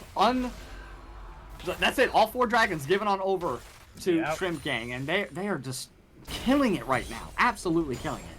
They really are. And the thing is, like, what you saw was, I think that Ninetales, remember how I was talking about, like, Ornn can negate that ultimate? I think that's what you saw. We saw the Death Realm go in, and he got out of it, I think, from that. And that's why, like, the Ornhorn went through on multiple members. Even though you couldn't really see it visually, I think that's what happened. But I think that might have been kind of I don't want to say a bad play, but, like, it enabled Hottest Cashier to still be in the fight, still be a tanky frontliner, soaking up all the damage there.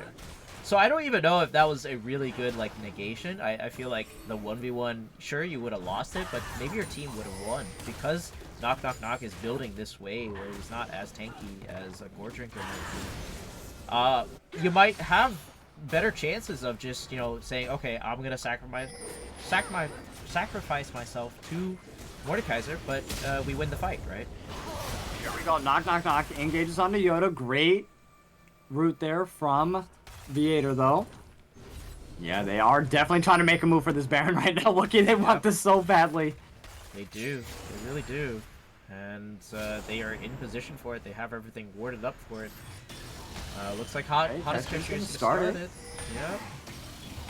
They don't have any vision from the side of Eggplant. If Shrimp Gang do get this might spell a little bit. Oh no, disaster. they disengage off of it. Knock Knock Knock's gonna engage onto Bonobo here. Force the flash as well. Nice Frozen Tomb's gonna land onto him. There goes the Final Spark. Knock Knock Knock survivability though with the ultimate of his own. Kodak Mag now doing wonderful things on the backline. Takes down Bonobo. He's gonna be the first member down. Tony also looking real low. And Viator's gonna get caught out by Kodak. Dashes over the wall. Mustard Cat though trying to keep him alive. No, double kill picked up by Kodak. Mustard Cat next on the play. Does get away. Yoda stuck in between second and third tower though. Does back off. And that's gonna be 2 members for 1 in that trade. It is a very important member though. The jungler is not gonna be available for the Baron, but overall great fight on over this Shrimp Gang. Yeah. Oh no, Yoda didn't get a chance to use that cease and desist. Oh no. Blue team's turret has been destroyed. Cease and desist was not used. Nope, they have that up right now. And I feel like Kodak Mac needed to be the target of that cease and desist if it was, you know, maybe it wasn't in range. It seemed like Yoda couldn't actually. He was in the front line, so he couldn't actually like target, or maybe just the communication there wasn't all there. So might have been a little bit of a misplay, but yeah. Final Spark, just in case they might be on Baron. You never know. Just in case. You never know. Does give vision, so why not? We'll be up in again about, 10 seconds. That's fine. It's funny because it's true. Yeah, it's funny because it's true. Oh no, every member though from the side of Shrimp Gang, Oh, I'm sorry, no. Eggplant is going to be backing right now, and it looks like they are going to take Baron uncontested. They have no vision at Yeah. all. And like, How unfortunate. Hottest Cashier is getting so big at this point. It's really hard. It's gonna be really hard unless there's some sort of, you know, tank shredder on the other team, which they don't really have other than Vi. And Vi is too busy trying to lock down the squishier members like Kodak. So I do think that Ninetales is possibly the only one that can really take on Mordekaiser in the death row. You know, unless somebody builds a, you know, a Quicksilver Sash. So we're gonna have to see when that's coming in, where. It's gonna have to be quick here. Fantastic. Great. The curtain call and the tidal wave. Very nice. Double knock up used on Knock. The final spark's going to go to get him real low, and Calyx picks up the kill on the knock. Knock. 4 members now left for the side of Shrimp Gang, and there goes the Ornhorn going to be popped, and the Death Drum is going to be used on Bonobo as well. Is going to try to get some Sanctuary underneath tower, and it is not going to be worth anything because all the resistances of Ornn. Nice Shield's going to be used as well, but he is going to be taken down. There are 2 members now on his tail. Great pull in on the Viator. Viator's trying to get Gale Force out of there, but damn, that's insane. They are just taking this down with no problem. Like, everything is made of butter, and they got the hot knives, Wookie. There goes the inhibitor, and they are not making the way on down to the bot lane. Down to the bot lane they go, and I feel like that was, you know, somewhat in the direction of where they should have been trying, but they committed right after they got a pick, and normally, like, yes, that would be the play, but you have to be wary of cooldowns, right? And unfortunately, they stepped up a little bit too much. They already knew that, you know, Mordekaiser had used his Death Realm on the Ornn. They should have just waited. Because the more they wait, they can't, the enemy team can't force a fight there.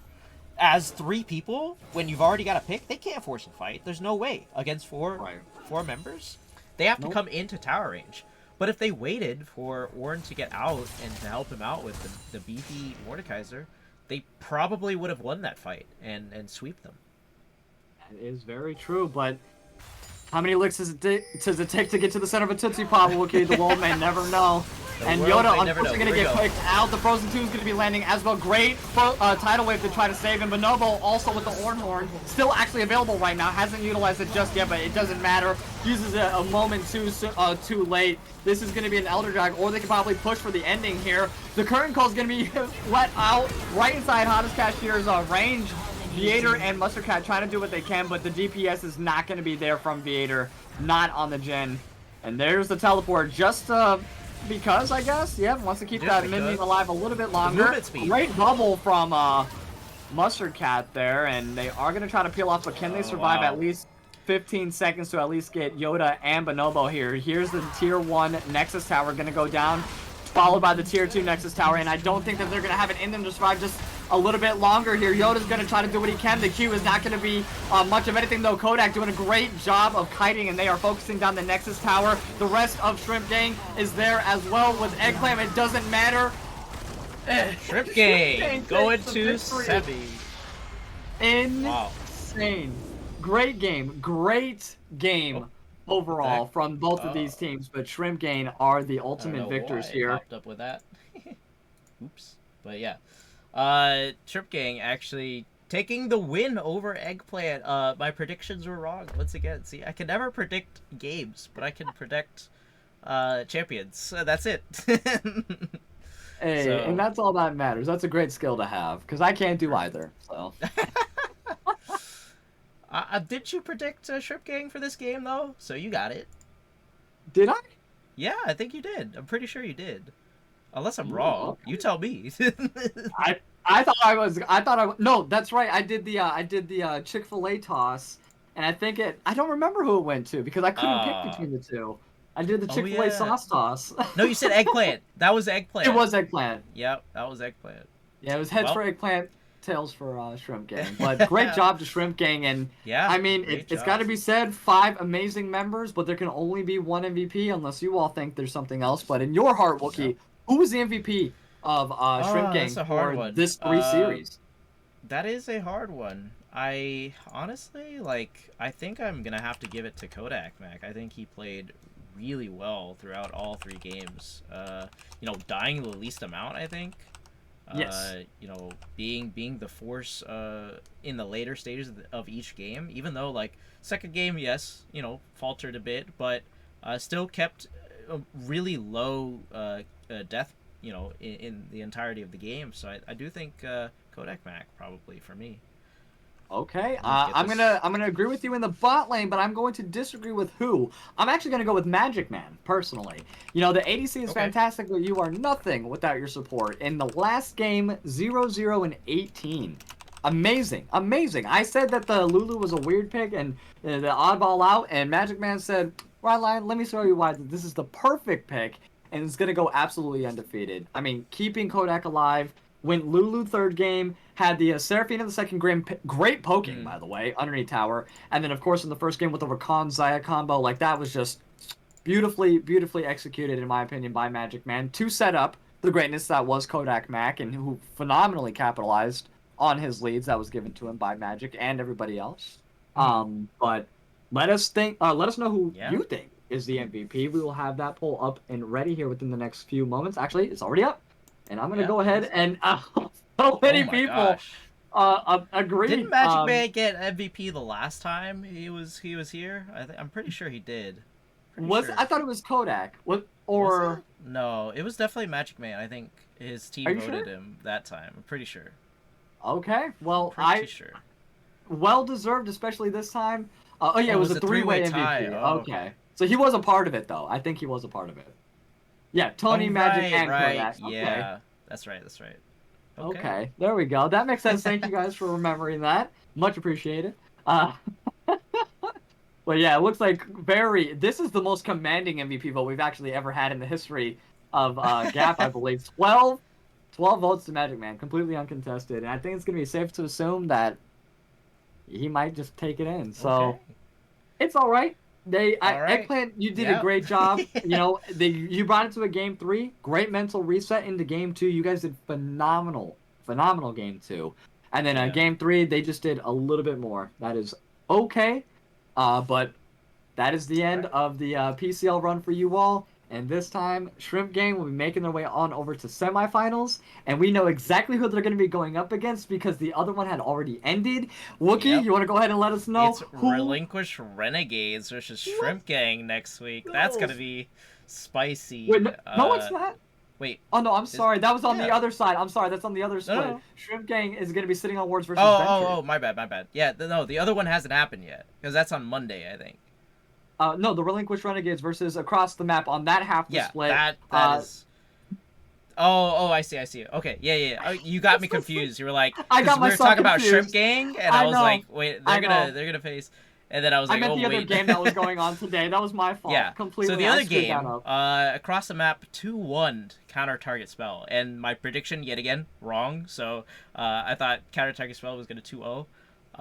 But across the map now faces Relinquished Renegades next week. So we know that for sure. And then sitting on Wards versus Ventures, which is this quarterfinal still, is going to be this Monday. So that'll be the final game of quarterfinals. We're probably going to stream that, I'm pretty sure. But yeah, Magic Man is going to be our MVP of the night. So we'll bring him in here. And that one honorable vote for hottest cashier. Shout out to whoever you were. But hey, Magic! Hey. Hello. Welcome back. How you doing, my friend? How are you doing tonight? That was a fucking crazy series, bro. That was awesome. It was crazy from our end. Totally hype. You guys did absolutely amazing, especially you guys in the bot lane specifically. I mean, you and Kodak. Synergy on top of synergy on top of synergy. Every single game, just busting out the moves. The Zaya plays in the first 2 games, phenomenal, and then busting out the Zeri in game 3. And I even called out the Lulu pick, and I want to apologize when you go back and watch it. I didn't talk shit. I was just confused with it. You know what I mean? I was just like, how? I just don't understand the Lulu pick, and then you went 0-0 and 18, my friend. But how are you feeling about making it into semis, taking out Eggplant, and just like moving on to the next step here? Well, after the Gap recap where all 3 casters and Chick-fil-A said we weren't going to make it, we had a point to prove, so... Well, I did get one part of the prediction right, and that was that they did take a game off, but you guys took the next game, so Yeah, all right, you got me. But my predictions are always wrong. So like, what's the point of me predicting anyways? It's just a caster curse at this point, I think. So I don't know. I think we just felt like we had something to prove that game, and I think we did. Last game, we just got to unleash our top lane, who popped the fuck off, and I think we just Yeah. played insane as a team. So it was a pretty cool series. that's true. It I think you definitely guys was. figured that out in the third game, right? You were like, let's yeah. get him off. The Malphite off the what was the first game? It was oh shoot, I it was couldn't even Gwen. tell you. I don't even remember It game was one. Gwen. Yeah, Gwen game like, 1. didn't really, and the thing is that I think you guys did a great job focusing top side, because you guys were focusing bot side for most of these games, or at least with knock in the jungle, kind of like letting you guys do your thing right down the bot side. So I think it was a great change up, and they weren't expecting it at all. You could tell. Yeah, I mean, we kind of just played the run it back in the first 2 games, and I love and respect the fact that they did the same in game 3. That was pretty nuts. I was kind of mind boggled they didn't change their bans at all, but Yeah. I Oh don't wait, know, man. dude.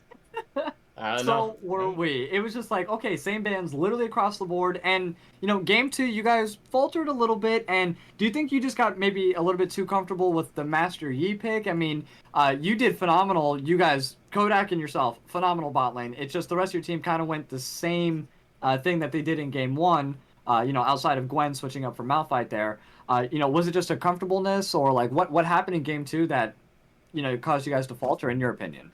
I think that we just are never going to always play perfect games. I think we had a game plan going into game 2, and there were like 2 big team fights up top that were incredibly close that they just kind of clinched, and they were able to push that lead. I mean, their Vi jungle is incredible. Like all 3 games played phenomenally, and their mid lane also played really well. So, when they got the gold where it needed to be in that game, they punished us pretty hard. Oh, yeah. Yes, Oh, yeah. they did. The final indeed. sparks, you guys were like, Kodak. I feel bad for Kodak. He was taking chunks, half his health. Oh, I gotta go back again. Like each game almost. Getting right back in the lane. It was Right so back in the funny. lane. Final spark. Oh, well, there goes half my health. I can't join in this team fight, guys. Be right back. It So was when you play enjoyable. against the Lux, man. Yeah, for Yeah, sure. it is. It is. And for the other side of your guys' division, sitting on Wards and Ventures, I mean, there can only be one winner out of the 2. Who were you hoping to go up against? Who were you hoping is the victor of that to get into semis? City on wards for sure. We I got knew a it. pretty Or we got a pretty clean 2-0 on them. In fact, I think we're the only people in the league that haven't been 2-0'd. So we want to run it back with City on wards, and then we want to relinquish Renegades in the end, man. okay, so in the finals, you're calling it. You're like, okay, across the map, we know you're undefeated, but hold on, Relinquish Renegades right behind you, and that's who we're going to be calling. Okay. I hope to play this back and be like, you were 100% right, man. And I mean, seriously, phenomenal game. Great, undefeated. Game 3, 0-0-18. Cannot get any more perfect than that, bro. Seriously, great job. And yeah, any shout outs you want to give to the team overall, the fans? They were rooting for you. The most points bet right now in Team Gap history was game 1 with 218,000 points, by the way, and a majority of that was started on your team. Yeah, I was about to say it feels a little bit like a match fix. Like I have 2 people on my team with over like 160k gap points because of that game. So Gosh. yeah, we're saving up and we're gonna ban snacks. Veterans. These are the veterans here. That's why. Yeah, man. No, shout outs. I think my team played great. I was really proud of our draft. I think I don't know how many teams have coaches. We don't have a coach, but we tried to prep early. I don't know if you guys caught that first blood in the second game, but we literally planned, like we were sitting in that bush for that ward up top side in game 3, but he just didn't walk up as far as we've seen him walk up before. So that was all our top laner who likes to plan those strats. And like I said, just shout out to my team. We played awesome today. Yes. Yeah. You very much Well well did, and go enjoy your victory with your team. I know it's been a long night, but still, game 3 of absolute bangers back to back. I'm very proud to cast that. Thank you, my friend. Enjoy your evening, okay? Right on. Have a good one, guys. You too. But wow, Wookie, that was phenomenal. I'm excited for the remainder of the PCL just in general. We have the semis, we have the finals. We still have one more game to go through for the quarterfinals here, which is going to be on Monday, 8 p.m. Eastern Standard Time, and I believe we are going to be streaming that. And Yeah, it's gonna be amazing. I can't wait to see it, and let's see if Magic's prediction's gonna come true, and he's gonna get his wish of her sitting on wards here. Yeah, we'll see. And I mean, yeah, this is almost the end of quarterfinals. I'm excited for the best of fives to come through. Those are going to be banger series. Amazing. Hopefully those will, after this next game on Monday, that's it, right? We're going to figure out who's in semis and then finals. And I've loved every second of it so far. Oh yeah, absolutely. And huge shout out to you. Now that you're here, we can go ahead and give the formal thank yous. The production's been amazing, bro. The entire split, absolute banger. So everyone give a huge shout out to Wookie. Thank you also to all of you that tune in for this. This is absolutely amazing. We wouldn't be here without you. And we will see you Monday though, 8 p.m. Eastern Standard Time, across the map versus Ventures for the I'm sorry. City Awards. I'm sorry. Thank you. Sitting on Wards versus Ventures for the ending of the quarterfinals here. You all have a great evening. As your boy Rylionn, Wookie Monster. We'll catch you on Monday. Peace.